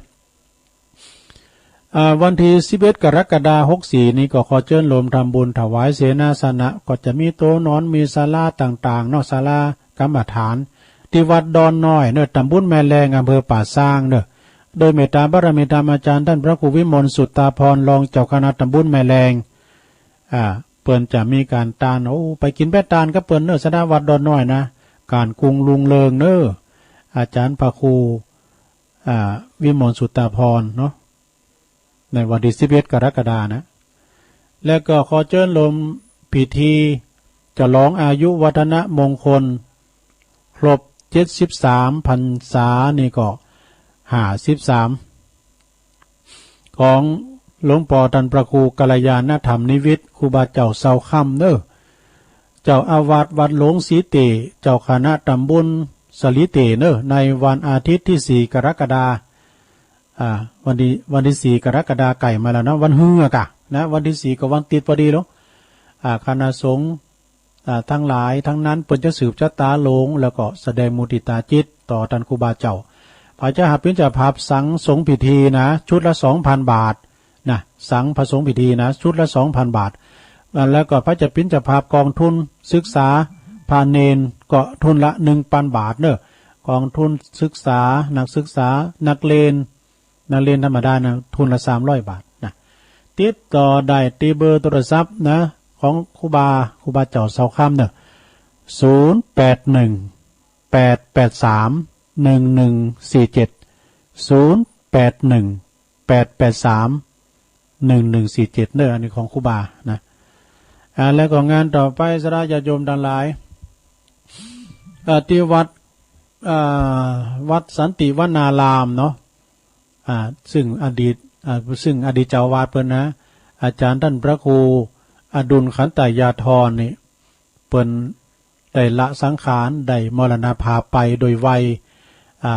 73-44พรรษาอดีตเจ้าวาดวัดสันติวนารามเนอะ เปิ้นจะปิดศพวันที่6เนื้อสถา6กรกฎาจะปิดศพวันที่6กรกฎาแล้วก็ถึงวันเมื่อยามคืนเมื่อค่ำยามคืนก็ปากันไปฟังเทศน์ฟังสวดอภิธรรมแล้วก็ไปปูชาผ่าบางสกุลเนาะพิจารณาผ่าบางสกุลไปช่วยกันเนอะสถานเนอะที่วัดสันติวนารามหรือว่าวัดตาลุกบันสันเนี่ยเนาะตาลุกบันสันก็จะมีถึงวันจนถึงวันที่6เนี่ยเป็นจะปิดศพแล้วนะนี่ก็ข่าวสารงานบุญต่างๆเนาะสถานเนาะแล้วก็มีสถานญาติโยมดังหลายนะเดี๋ยวตักไปต่างลายก็มีขอบคุณพี่ใหญ่ไต้โหฮอนน่ะบรรจงกันทวงศ์ ฝ่ายสารนะตะลุงฟังอยู่เนอะเพิ่มเก่ามนดีเนี่ยยายจันนะแม่จันเลื่อนใสด้วยนะขอบคุณดังโอ้พี่น้องบ้านไกลแม่จิรพันธ์โมป้อพวกก็มาอยู่ก้าแม่จิรพันธ์ อันนี้พี่น้องบ้านไกลจากน้องบัวแม่ขจารเจริญพรแม่บุญยวงเนอะแม่บุญยวงแซ่พันโดยแม่บัวผินแม่บัวผินนี่ก็ปุ้นเปิ้นอยู่เมืองศาสตร์ปุ่นนะศูนย์ทรเวชนะยายไข่แก้วบ้านเซ้งตำบลบ้านแป่นตุปินหนุ่มตัวเนอทีมงานถ่ายทอดเสียงนะ ตุปินหนุ่มวัดไฝหินโยมอาลีโดยแม่คุณโยมชวนนวลนิชวชาติโดยเนาะปีนานศักดิ์ศรีจากสันปัดตองโคศกเสียงทองแต่ตกงานอยู่แล้วก็มีพระอาจารย์สมเพชรปัญญาโนวัดป่าไผ่บ่อทองเนอฟังอยู่เนอตุลุงแม่เดือนเพ็ญทิมวางด้วยน้องหาแม่วางเนาะแล้วก็โยมจากปูนันนี้ตำบลน้องหานนะโยมบ้านดอยน้อยพัฒนาตำบลน้องหาน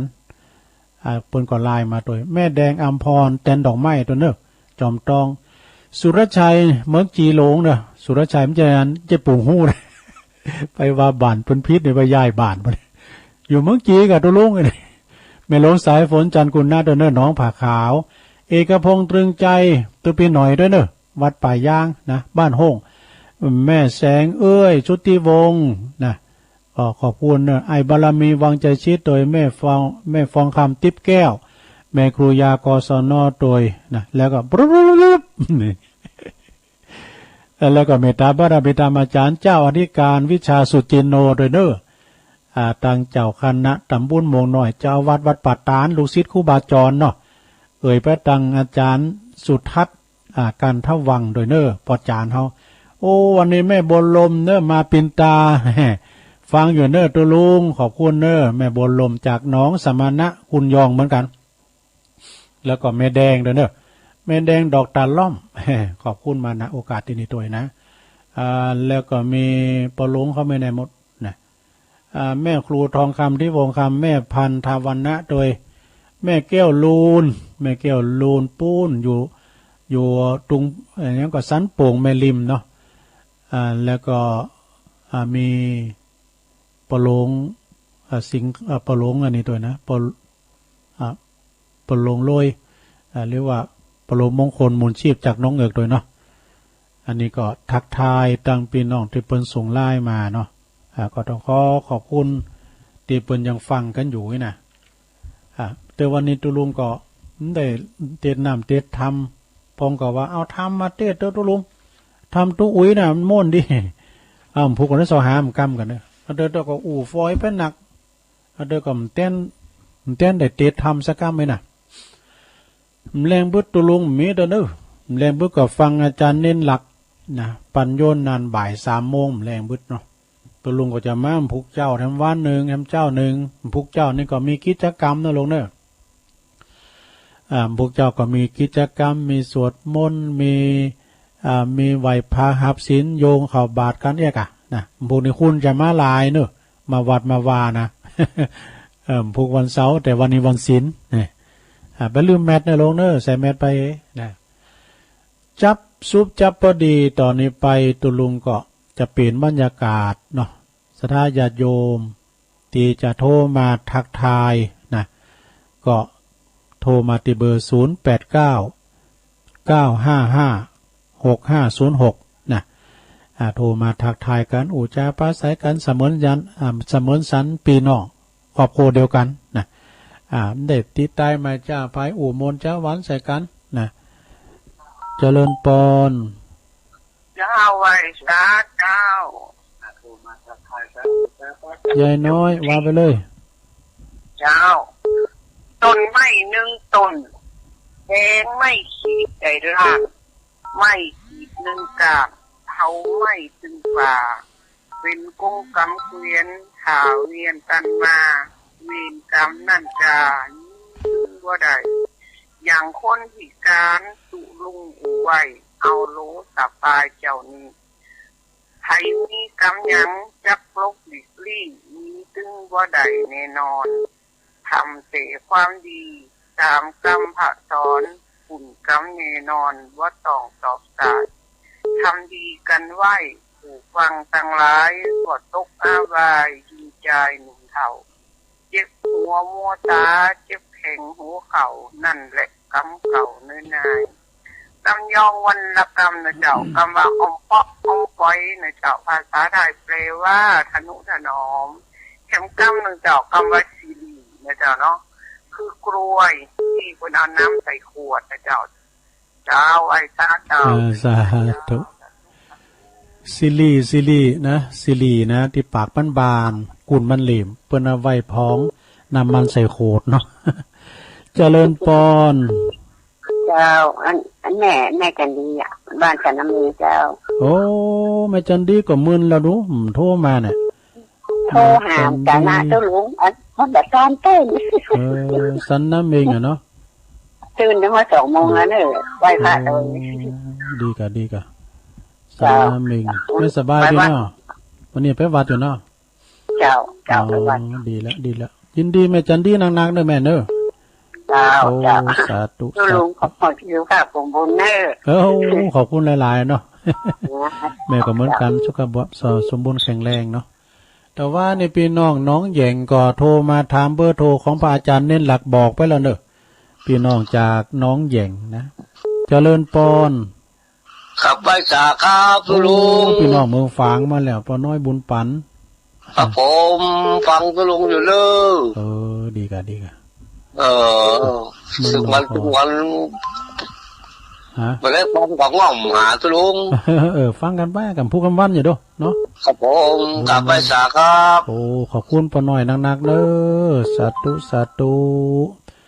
ปอน้อยบุญปันมโนครนะเสาหินฝางกันปอน้อยมาก็ดีอกดีใจละเจริญปอนไปเจ้าตุลุงอุ้ยนะฟังไม่เอาเองไว้พระเปิดตัวดีกะอุ้ยอินเมาหูหายแล้วกะวันนี้จะไปหาหมอเลยดีกะไปหาหมอนะตอนนี้ไปนอนในเวรกูน้อยคืนเนอะตัวลุงพี่ยันได้เอาใจช่วยเขาเป็นกำลังใจอุ้ยอินเนอะลูกยืนคนเป็นธรรมะหับไปวันนี้ดีละไก่หมอได้ดีที่สุดโมงมาคำบุญที่วัดเนี่ยก็เป็นได้สิวเจ็ดตานะสิวเจ็ดตาลงตึงไม่ซับเนื้อตึงไม่ซับไตตึงบานน่ะลูกหลานลูกเพราะว่างานทำมาครูแล้วแค่นี้เนาะเป็นเขาทำครูแล้วก็ตอบว่ามันได้ก็เป็นโรคโควิดตั้งก็ไม่ได้เยอะเต่าเดียวอ่ะขจัดปัดเป่าไว้กัมเนาะไล่โควิดไปเนาะดีอุ่นเนอขอบคุณเนอสาธุเสมงเนอเสมงไต่เนี่ยโตลูกหลานลูกศิษย์ลูกหาของหลวงพ่อพระครูโชติสุวรรณสอนนักกำแล้วนะเจริญปอนเจ้ากับพระศาสดาตุลุงแม่สุเกลศิลาพรสิทธิ์เตี้ยเด้อฟังตุลุงก็เมื่อเพลงเมื่อดอกเจ้ามาแล้วเด้อไหว้พระฟังธรรมตัวแล้วเด้อดีกะศิลาพรสิทธิ์เตี้ยเนาะเจ้าฟังตุลุงทุกวันเด้อวันทัดวันศุกร์วันเสาร์เนาะผูกน้ำเจ้าหนึ่งอย่างนะบุกเสาวันที่เสาร์ผูกเนาะวันผูกได้ใส่แบบเจ้าออกไม่ใส่พินเด้อไม่ใส่พินมาอ่านข้าววันจอเด้อไม่ใจโสมเพิ่นคอยดูแลแม่เพิ่นฝังเพิ่นมาแล้วเนาะได้ยินเพิ่นอู้กับตุลุงตะเขินเจ้าแม่จันโสมญาติธรรมนะ ขอบคุณเด้อเจ้าสาธุเจ้าแม่สุกแก้วแม่สุกแก้วอันนี้ก็ตัวแทนพี่น้องสาลิติบ้านหงเจริญปอนไม่สาเจ้าโอ้แม่จันติบแม่จันติบเกียรติกาลามแม่ฟังเจ้าแล้วเนาะเอาฟังแต่เจ้าเพลงแรกจะมาแล้วโอ้โหทุกเจ้าแต่ว่าเนาะอ่อนเป็นขายครัวมาพี่เข้ามาเหรอลองมารับเพลงฟังดีกว่านะเพิ่นขายโคมขึ้นกะเจ้าอ๋อดีกะทุลุงก็นอนจูเก้าก้างเนี่ยแหลมขึ้นเลยนะนอนที่ห้องสูงเนี่ยเจ้า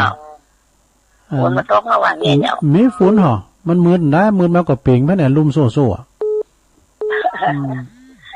นี่มาตกเลยเนาะนั่นก็ฟ้ามันจะมาน้อยไม่แค่น้อยตอนที่เราเจอเรียนนั่นแหละมันกลัวมันสิ่งนะกะเนาะที่อื่นบนโต๊ะดีกับมึงฟ้าบนโต๊ะมันได้เด้อฝากไว้ซาครูบาด้วยเนอะสาธุยินดีเจริญปอนแม่บ่มันด้วยเนอะกิติวงศ์นะเปิ้นบ่ค่อยสบายก็เป็นกำลังใจกันเนอะผลิตนั้นลงกิติวงศ์โทรมาบอกเจริญปอนอาจารย์เจ้าตัวลุงแม่สีเจ้าแม่สีฟังอยู่นะเจ้าเนอะลุงนะกำลังใจเนอะตัวลุงปัญโยขออ่าน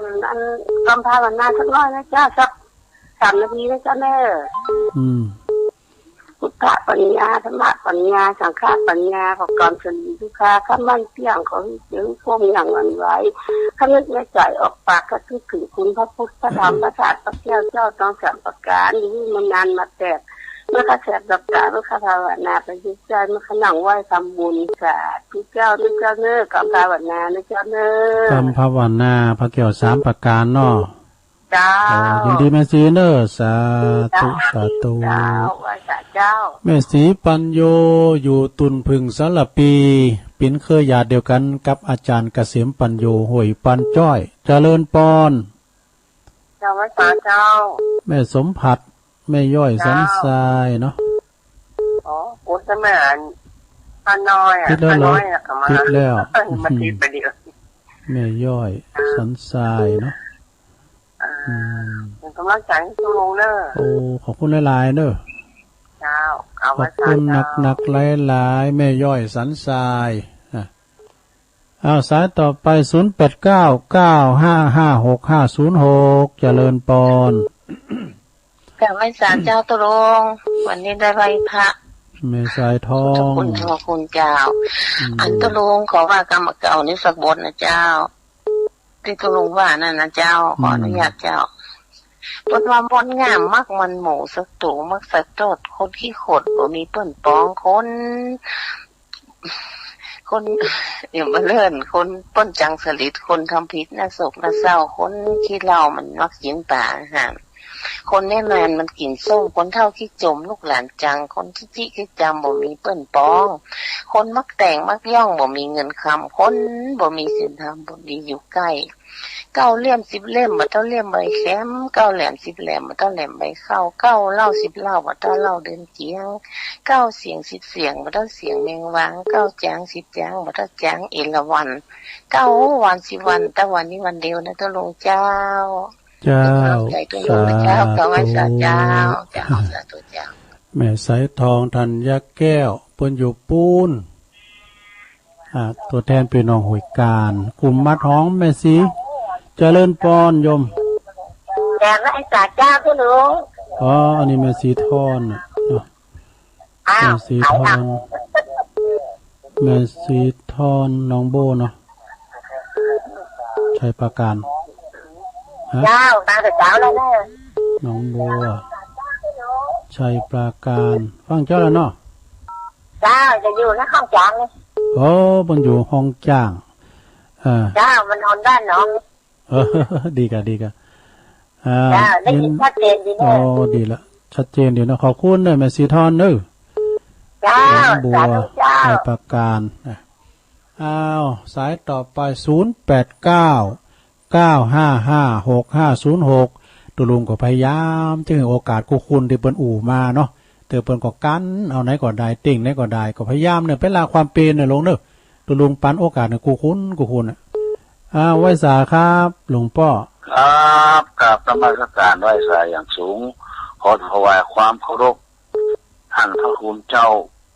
ท่านพระครูพุทธิธรรมรักษ์วัดประไพบ่อทองอาจารย์สมเพชรปุญญโน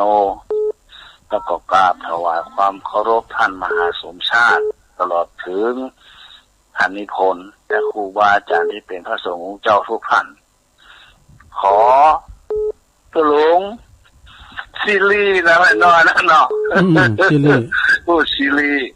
แต่สิ่งที่ตุลุงดูในวันเนี้ยคำคมสมัยที่ตุลุงได้ครับมาตีจากพระครูอำนวยนะตุลุงเก็บไว้ส่วนหนึ่งเนี่ยกับธรรมที่เทศวันนั้นนะผมจำได้ว่าตุลุงเทศผมนั้นเป็นธรรมเมืองเนาะเป็นธรรมบรรยายผมจะไปหับเอาที่วัดพระธาตุโดยน้อยครับอาจจะหลังเข้าสาสักน้อยเพื่อจะไปคารวะของหลวงพ่อสาธุพิจารณาเอานะก็เกี่ยวกับมันจะกันเนาะหลวงพ่อวัดพระธาตุโดยน้อยนะพอเขาแล้วมันฟาวเขานี่ยังแขนหน่อยแล้ววันที่25ผมก็ได้รถได้รางรัชทานก็ให้เต็มรถตู้แล้วเนาะจะไปการชลาด้วยกันแล้วพวกนี่ได้ไปตัวเนอร์ไปยกเดียวรวดกับต้นคาไปจานถ้าขึ้นมาได้ก็จะขอแม่แจ๋วเป็นคนกำต้นจำจอมแบบเพนเขาสถานแบบปลาไม้แดงนี่เพื่อนไปจานบนสลาบนน่ะผมก็จะนั่งลงมานะแล้วก็ตะกี้ก็โทรกันถึงไม่น้อยเรื่องการเจาะบ่อบาดาลน้ำลึกแจ้งในหมู่บ้านและแจ้งในวัดเลยนะทั่วไปเนี่ย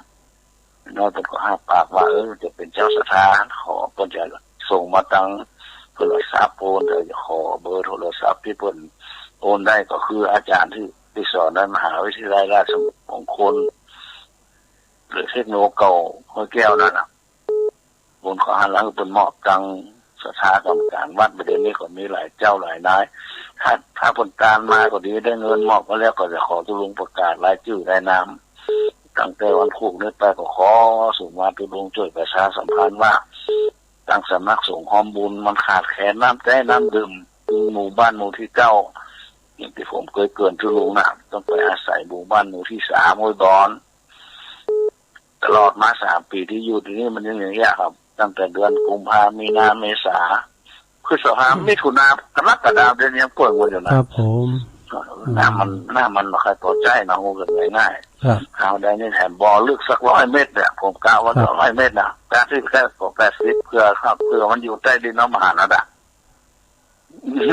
แล้วก็ขอตุลุงช่วยประชาสัมพันธ์ประกาศให้ของเนอร์ตอนวันได้ถ้าตุลุงมาออกรายการออกอากาศช่วยประชาสัมพันธ์ให้จังหวัดจังสำนักสงฆ์ของบุญเทเนอร์ขอผลบุญตุลุงครับแล้วก็ทุกอย่างที่ผมขอไปผมจะไปขอรับที่ตุลุงที่วัดพระธาตุโดยน้อยนะหลังเข้าพรรษาแล้วแต่เอาทำที่ตุลุงเตะวันนั้นกับคำคมคำกรตะกี้เนอร์เอาไว้สืบทอดเพื่อศรัทธาฟังวันสิ่งวันพระนอกสาธุไหว้สาครับผมหลวงพ่อมานิดถาวโรหอมบุญเนอเพื่อจะตอกน้ำบาดาลน้ำลึกเนอพระจะหอมก็หอมแป๊บตอนละ600เจริญปอนพระเจ้าตุลุงโอ้แม่สุทัศน์ดีมูลเนาะถ้ามาคัดข้องอย่างวันที่25ปากกันเนาะไปกันไม่เป็นยังบอกเอาไปหับแม่ฟองเลยเด้อแม่ฟองผ่านน้ำตุ่นชวนกันแล้วเนาะเจ้าน่ากะเปิดหูเปิดตากันได้ไปในมื้อแล้วนี่เนาะมื้อ25รถไปกะ25รถได้ถามละเจ้าโอ้สบายกะโตเจ้าพี่ยังอยู่โควิดไปเปิดหูเปิดตาเฮาก็ป้องกันตัวเองเนาะเจ้าแม่น่ะเนาะก็ได้ไปสักคำเตือนก็ลองจะไปสักเตือนอีกให้ชวนเขาจ้าก็มันหมุนตั้งน่ะคุณจะเริ่มไว้แหละนะไปขึ้นดอยมันได้ก็รู้มันก่อนพี่ยังเพราะว่าบุญดอยเนี่ยมันสิกว้างมันดอยน้อยนะดอยน้อยยังกว้างเหลือเกินนะบุญน่ะนะมันก็พอดีอยู่พอดีอยู่เป็นศาลาหลังใหญ่ๆดอกเฮาก็อยู่ตอมๆกันกะเนาะ วันนี้ก็พุทธพานนักเผยแผ่พระนักจัดรายการจะไปเปิ้นจะยกพระขึ้นแทนวันเนี่ยพระเจ้าศรีสองเมืองยกขึ้นแทนเด้อจะประชุมเตรียมความพร้อมวันที่25นี่กะพวกก็ตุลุงอย่าไปตัวเปิ้นนะออกอันลุงดอยครับน้ำได้ไปในมื้อแล้วนี่ ยินดีแม่สุดทัดหลายๆเด้อสาธุเจ้าตุลุงแม่สุดทัดนะดีมูลเจริญปอนเวลาเหลือหลายอยู่นะ0899556506เจริญปอนอาจารย์เจ้าโอ้ยายพรมาแล้วยายพรฟังเจ้าละก้าร้องบัวแดงข้างกำแพงวัดฟังตัวที่ยินฟังเพียงก็ได้เพลงละฟังจะมาเปิดเพลงให้รู้โอ้โหฟังเจ้าตุลุงเนี่ยตุกแล้วมาตุลุงทองก่อนนั่นกันนะตุกแล้วมาตีหนึ่งนอนจูเก้ากลางในวันนี้นะบึกก่อนนอนจูเก้ากลางเนี่ยตุลุงนอน3 ตีอะที่นอนตุลุงนะกุฏิเก่าแล้วก็ห้องไม้แล้วก็ตีห้องสงนี่ค่ะอาจจะไปต้นเงินเจ้าดีเลยลุงโอ้เดินทางปลอดภัยเนอะอันยายพรเนอะตุลุงไปกันเดินทางปลอดภัยอากะได้เจ็บได้ไข้ใหญ่เลยโอ้ยสาธุโทษยายพรก็เหมือนกันเนอะฮะยายพรก็เหมือนกันเนาะอยู่ดีมีกินข้าวลำหนึ่งกินมั่มกินหลายยาใช่เนาะอยู่คนจอกคนเก่งงานมันไปไหนไปกินหยังเสียงไปถึงวันเนาะบุญก็ฟังพระอาจารย์เน้นหนักกันปีหยังวันนี้วันศีลกับบุญก็ไปขอห่อ1ที่เน้นน่ะเนอะวาลินได้สุมาเด้อเอาขอบคุณยายพรเด้อยายพรว่าดอนน้อยว่าอย่างที่เริ่มจะต้านทอยดอนน้อยเพื่อจะร้องเทาะวันที่11นี่ดอนน้อยตำบลแม่แรงเพิ่นจัดตั้งเสนาสนะเพิ่นเด้อนี่ได้ไปมาก็ได้นะกันยินดีกันเด้อยายพรเด้อบึกก็มาโทรมาอ่านก้อนเด้อสาธุบึกมาอ่านก้อนที่สัมมาเนรเอาหลักเฮาอันนี้แม่เพนว่าไปเลยว่าเจ้าแสงไฟสว่างตาแสงธรรมะสว่างใจสว่างตาได้แสงไฟสว่างใจได้แสงธรรมเจ้าวันนี้วันพระทำบุญก็วัดนอกข้อที่1วัดความคิดข้อที่2วัดความดีข้อที่3วัดความดันข้อที่4วัดหัวใจข้อที่5วัดความจำข้อที่6วัดสายตาข้อที่7วัดสัญญาณข้อที่9ข้อแจกต่อได้ตรงเด้อข้อที่10ก็วัดหัวเขาเร็วว่าสิว่าต่อเด้อตุลุงกับวันมาก่อนตาคนต่างฮื้อกำลังจ่ายกันเดินทางเด้อก็น่ากันว่าเจ้าใส่สาธุแม่เพนขาวเตี้ยอันนี้สะพานบุญเนอะสายเวงหนองล่องตาจ่างเอิญไปตั้งถวายของพระตุลุงท่านมหาสมชาติเนาะวันผูกฟ้าสังคุณเนาะครับพอดีว่าคืนนี้ต้องจับไปนอนบนป่าไหมครับอาจารย์ตอนค่ำละอ่อนจังหวะครับเตียนในเลี้ยงครับมันตีอันตุงโป่งมั้นะครับวันศุกร์จะไปนอนตรงโป่งที่หาดเน็ตดิมีเน็ตที่อุทยานพยานสัญญาณบ่ค่อยดีครับอาจารย์ครับวันนั้นประเดี๋ยวเน็ตเปลี่ยนค่ายของที่โอทีเขามันไก่เขามาย่างเมื่อได้มันเดี๋ยวเปลี่ยนเป็นของนั้นทูแต่เขายังมาย่างคำสั่งเขาครับทูพอดีมีเครือข่ายที่อันวัดสามัคคีบุญญารามเปิดนั้นเปิดติดอยู่นะครับก็จะใช้เครือข่ายของทูแล้วบ่ได้จัดในการช่วงนี้กันครับอันวันถูกจะบินธบาตปุ่นเด้อไม่ย้ายแรงวันตรงโป่งวันห้วยน้ำเย็นเด้อไม่ละไปเลยของตุงอยู่ทุกวันของเขาไปเลยเก็บเด้อพี่น้องตั้งตุงโป่งเด้อตั้งอันตั้งในเลี้ยงเนาะหลายคนโทรมาว่าโอ้อาจารย์บัดจัดในการละกาบ่เดียวอีว่าก็ขอประชาสัมพันธ์ตรงเนี้ยเนี่ยตอนนี้ขึ้นอันสัญญาณของเขาบ่ดีเด้อที่สุนทรนู่นนี่แถมสักระยะนึงขอโอกาสกับท่านพระครูแล้วว่าสัญญาณบ่ดีถ้าเขาจัดไปสถานีเพิ่นก็เด็กเพิ่นจะบ่ม่วนมันจะได้ทุกเจ้าเสียงอึกอักอีกก็ขอโอกาสกำได้ช่วงนี้ถ้าเสียงอย่าง อย่างนี้ก็จะจัดรายการเหมือนเดิมนะครับ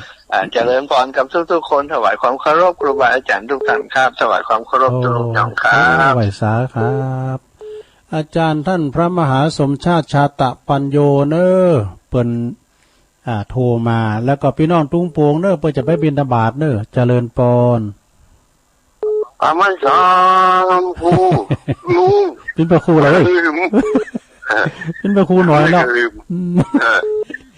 พ่อบุญมีตื่นมา3 โมงอ่ะโอ้ตื่นเจ้าเฮ็ดแต่เนาะครับรับบอลลุงรับดีกับรับมนฝนจะหมดโลกอ่ะคนหน้ากาทานเนี่ยก่อนได้เนี่ยหดน้ำดอกทุกวันโซ่ลมโซ่มันถึงเวลามันถึงตกเนาะใจเย็นเย็นถึงเวลาถึงตกแม่น่ะขอบคุณปอบุญมีหลายๆเด้อเมืองกลางจะลุงไปว่าจะลุงเด้อก็ไม่สานักร้องเก่านะเนี่ยบทโตพิศลาโต้ยสีสลอซอซึงได้หมดอ่ะเงาเสียงของสมยศทัศนพันธ์เสียมซีเสียงรักเจริญปอนจ้านมัสการจ้าตุลุงโยมพิสมัยเนาะตั้งแต่หลวงพ่อตุ้งทองตายนะน้องก็ได้มาห้องตุลุงอย่างเดียวนะตอนนั้นมาได้ห้องเลยนะคือถ้าเหมือนกับสนิทมากนะแม่น่ะห้องตุลุงไอ้กะตุลุงจะมียศถาบรรดาศักดิ์ของตุลุงเนี่ยนะห้องตุลุงอันนั้นเป็นเจ้าคณะอำเภอเนาะแต่น้องสนิทเพิ่นเจ้าเพิ่นเราเลยว่ามืดมามืดไปมืดมาแจ้งไปอย่างเอกอะตุลุงฟังอยู่จ้ะอ๋อน้ำมันสอนแบบหลังใหญ่อะสอนเข้าใจง่ายดีฟังแล้วก็ม่วนอีกมาฟังมันก็ตึงง่ายเนาะแต่น้องยังฟังเสียงตัวเก่าอยู่เลยแล้วก็ทายตอบได้กันนี่นะจ้าโทรทักทายทุกคนมาดังขอบคุณหลายๆเนอะโยมพิสมัยดอนตันแม่ริมเนาะเจริญพรเนอะสาธุอาจารย์นิพนธ์เอาเข้ามาเลยอาจารย์นิพนธ์แจกกันเจ้า40อันนี้มาใหม่เจริญพรกะว่าจะเจ้าตุลุงฟังเด้อว่าเตยวันนี้ไม่ซ่อนนะเจ้าไม่ซ่อนปุตโตไม่หวังลุมนาทรายรีบนั่นน่ะเจ้าสักเจดีนะเจ้าไม่ซ่อนฟังคืนไหนเนี่ยขึ้น10350เจ้าคืนไปไกลแล้เจ้ากำลังใจเด้อสบายใจเจ้าขอบคุณเนอะยินดีหลายๆเนอะเจ้าแฮปปี้เบิร์ธเดย์ไม่ใช่ค่ะแฮปปี้เบิร์ธเดย์มันวันเกิดพวกอะเจริญปอนนมัสการครับผมมาแล้วมาหลายครั้งแล้วเนี่ยติดลุนะนิมนต์ครับไปได้ยินหลวงพ่อมานี่นั่นแหละก็มันมาวันนี้วันศีลนะครับเนาะวันนี้วันพระวันศีลเนี่ยขอเชิญญาติโยมไปทำบุญตักบาตรที่วัดกันหลายๆเลยครับขอเจริญพรญาติโยมทุกคนเทียครับนมัสการครับมาเร็วไปเร็วอาจารย์นิพนธ์ไปทางอาจารย์กฤษด้วยนะวัดปางโม่ปูนนะเชียงดาวเจริญพรกราบไหว้สาครับตัวโลครับอันนี้พระอาจารย์เน้นรักเนาะใช่ครับน้องเบลครับสุมาเนอะน้องเบลเสียงเหมือนกันครับฟังแต่เจ้าแล้วครับฟังแต่ตัวลุงให้พรแล้วครับดีกันเป็นสิริมงคลนะครับตัวเก่าครับดีแล้ววันนี้ประกาศอยู่เนาะไปอยู่ครับไปถึงวัดติดครับลุงวัดรู้แล้วนะลุงวัดเด้อมาเลยลุงวัดแล้วก็วันนี้ไปตัวลุงก็ไปวันที่4ถึงวันที่3เนาะวันที่4เนาะครับตัวลุงไปวันที่3กันตัวลุงเนาะก็เดินทางปลอดภัยเนอะไปครับขอบคุณเนอะขอบคุณน้องเบลเนอะที่25ก็จะไปอยู่ครับผมไปสานะครับเนอะวันที่25พักกันนะหลวงพ่อมานิดก็ถ้าขึ้นดอยไม่ได้ก็ถ่ายอยู่ตีนดอยเนี่ยผมได้เจอขึ้นนะหลวงพ่อมานิดเจริญปอนไว้เสียครับท่านตุลุงครับปลงวินะครับสันขีดเล็กปลงวินพี่น้องบันไกตลอดเลยครับ ลุงเนอร์ โอ้เด็กอะพอลุงเวียนสันขีดเล็กเวียงป่าเป่าลุงฟังเจ้าแล้วเนาะฟังกับเจ้าเนี่ยเปิดไม่ละ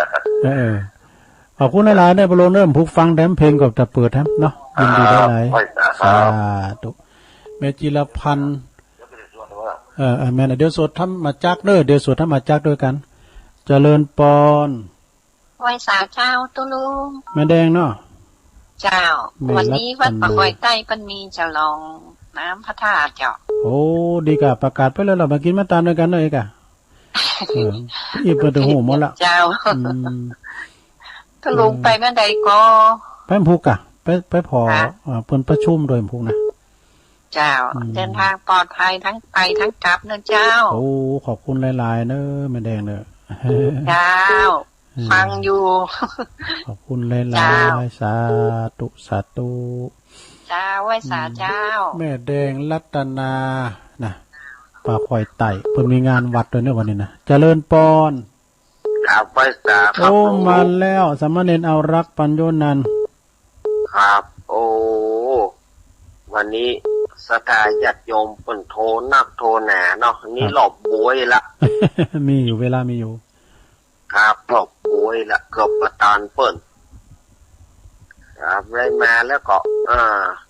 มันผู้เกาะอวยพรให้หลวงลุงเดินทางโดยสวัสดิภาพปลอดภัยครับครับบึดปกติเนาะบึดมาเนาะครับบึด3 โมงเนอะสถาฟังเนอะครับขอบคุณครับท่านอาจารย์เน้นหลักเฮาเนาะสาธุสาธุครับโอถาดาฟังเด้อสถาเด้อบึดนะ3 โมงเจริญปอนเพื่อนครับทุกลุง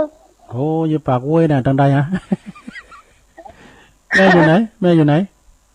เทียมเดียเจ้าฮะสมเพชรโอ้แม่สมเพชรดูพี่น้องดอยแก่นเดียวดอยโตนโอ้ดีใจเนอะโทรมาให้กำลังใจนะลุงเนอะฟังตลอดขอบคุณหลายๆเนอะอยู่ดีมีสุขนะพี่นะดอยโตนสาธุสาธุโยมทองบินกับปีสมเพชรเนี่ยเปิ้นมาวัดพระธาตุหน่อยแล้วกำเนาะนะขอบคุณหลายๆเนอะเจริญปอนไหว้สาเจ้าเด็กหญิงอ้วนใช่กะแม่แล้วยายอ้วนปวดด้วยใครมารอบ่อยด้วยเนี่ยฟังเจ้าแล้วบอกเขาโทรมาจ้าเราที่ข้าเราโวยออกคณะอาจารย์เน้นหลักเด็ดจอนดังขางเนี่ยเจ้าเขาขี้ข้างเอาละ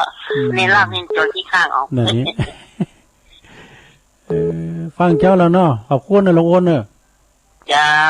บุญทักษาเนอะสาธุสาธุพอบุญตามนิติ่งเอาไหนก็ได้เอาด้านซ้ายเนอะด้านซ้ายในสุดท้ายปิดท้ายรายการเจริญปอนกับใบสาเนอะปีตูปีกันเนาะพี่ไอ้ใต้หัวลื่อลง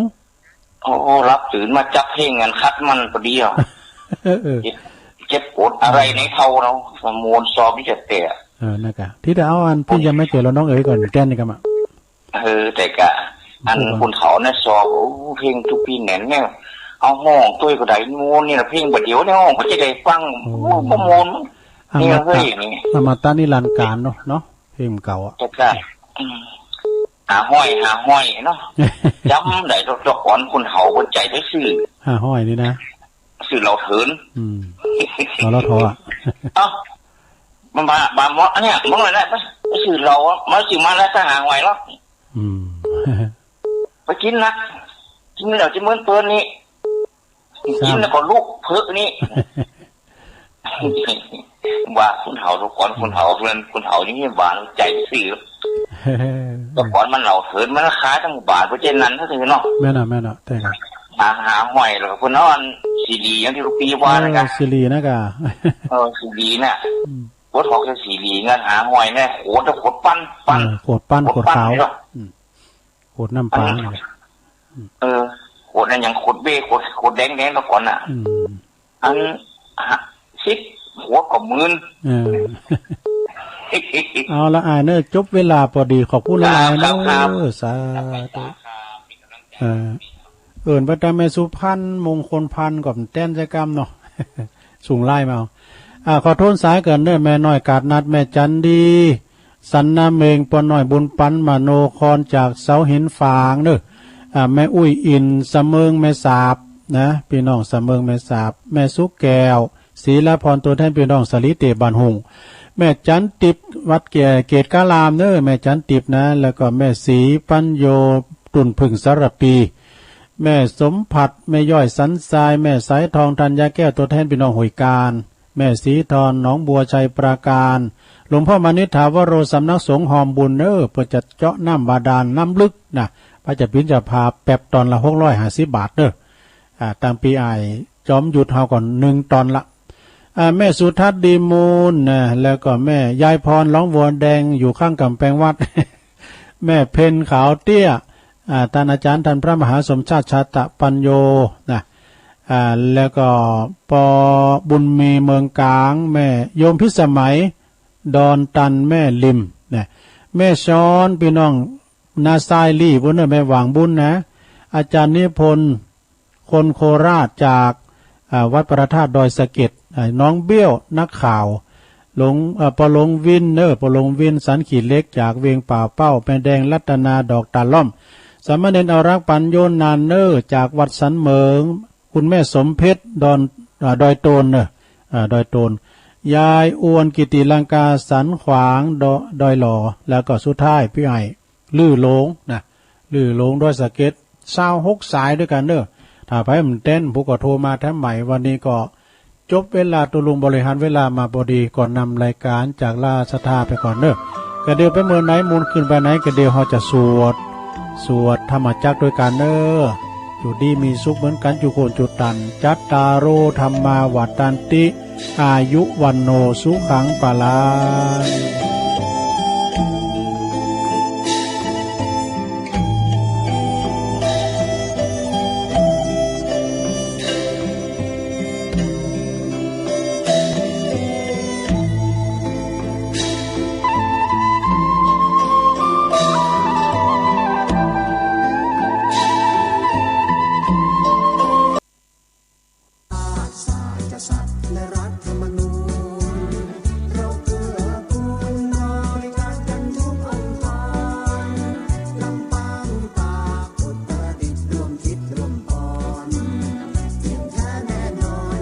สื่อกลางสร้างสรรค์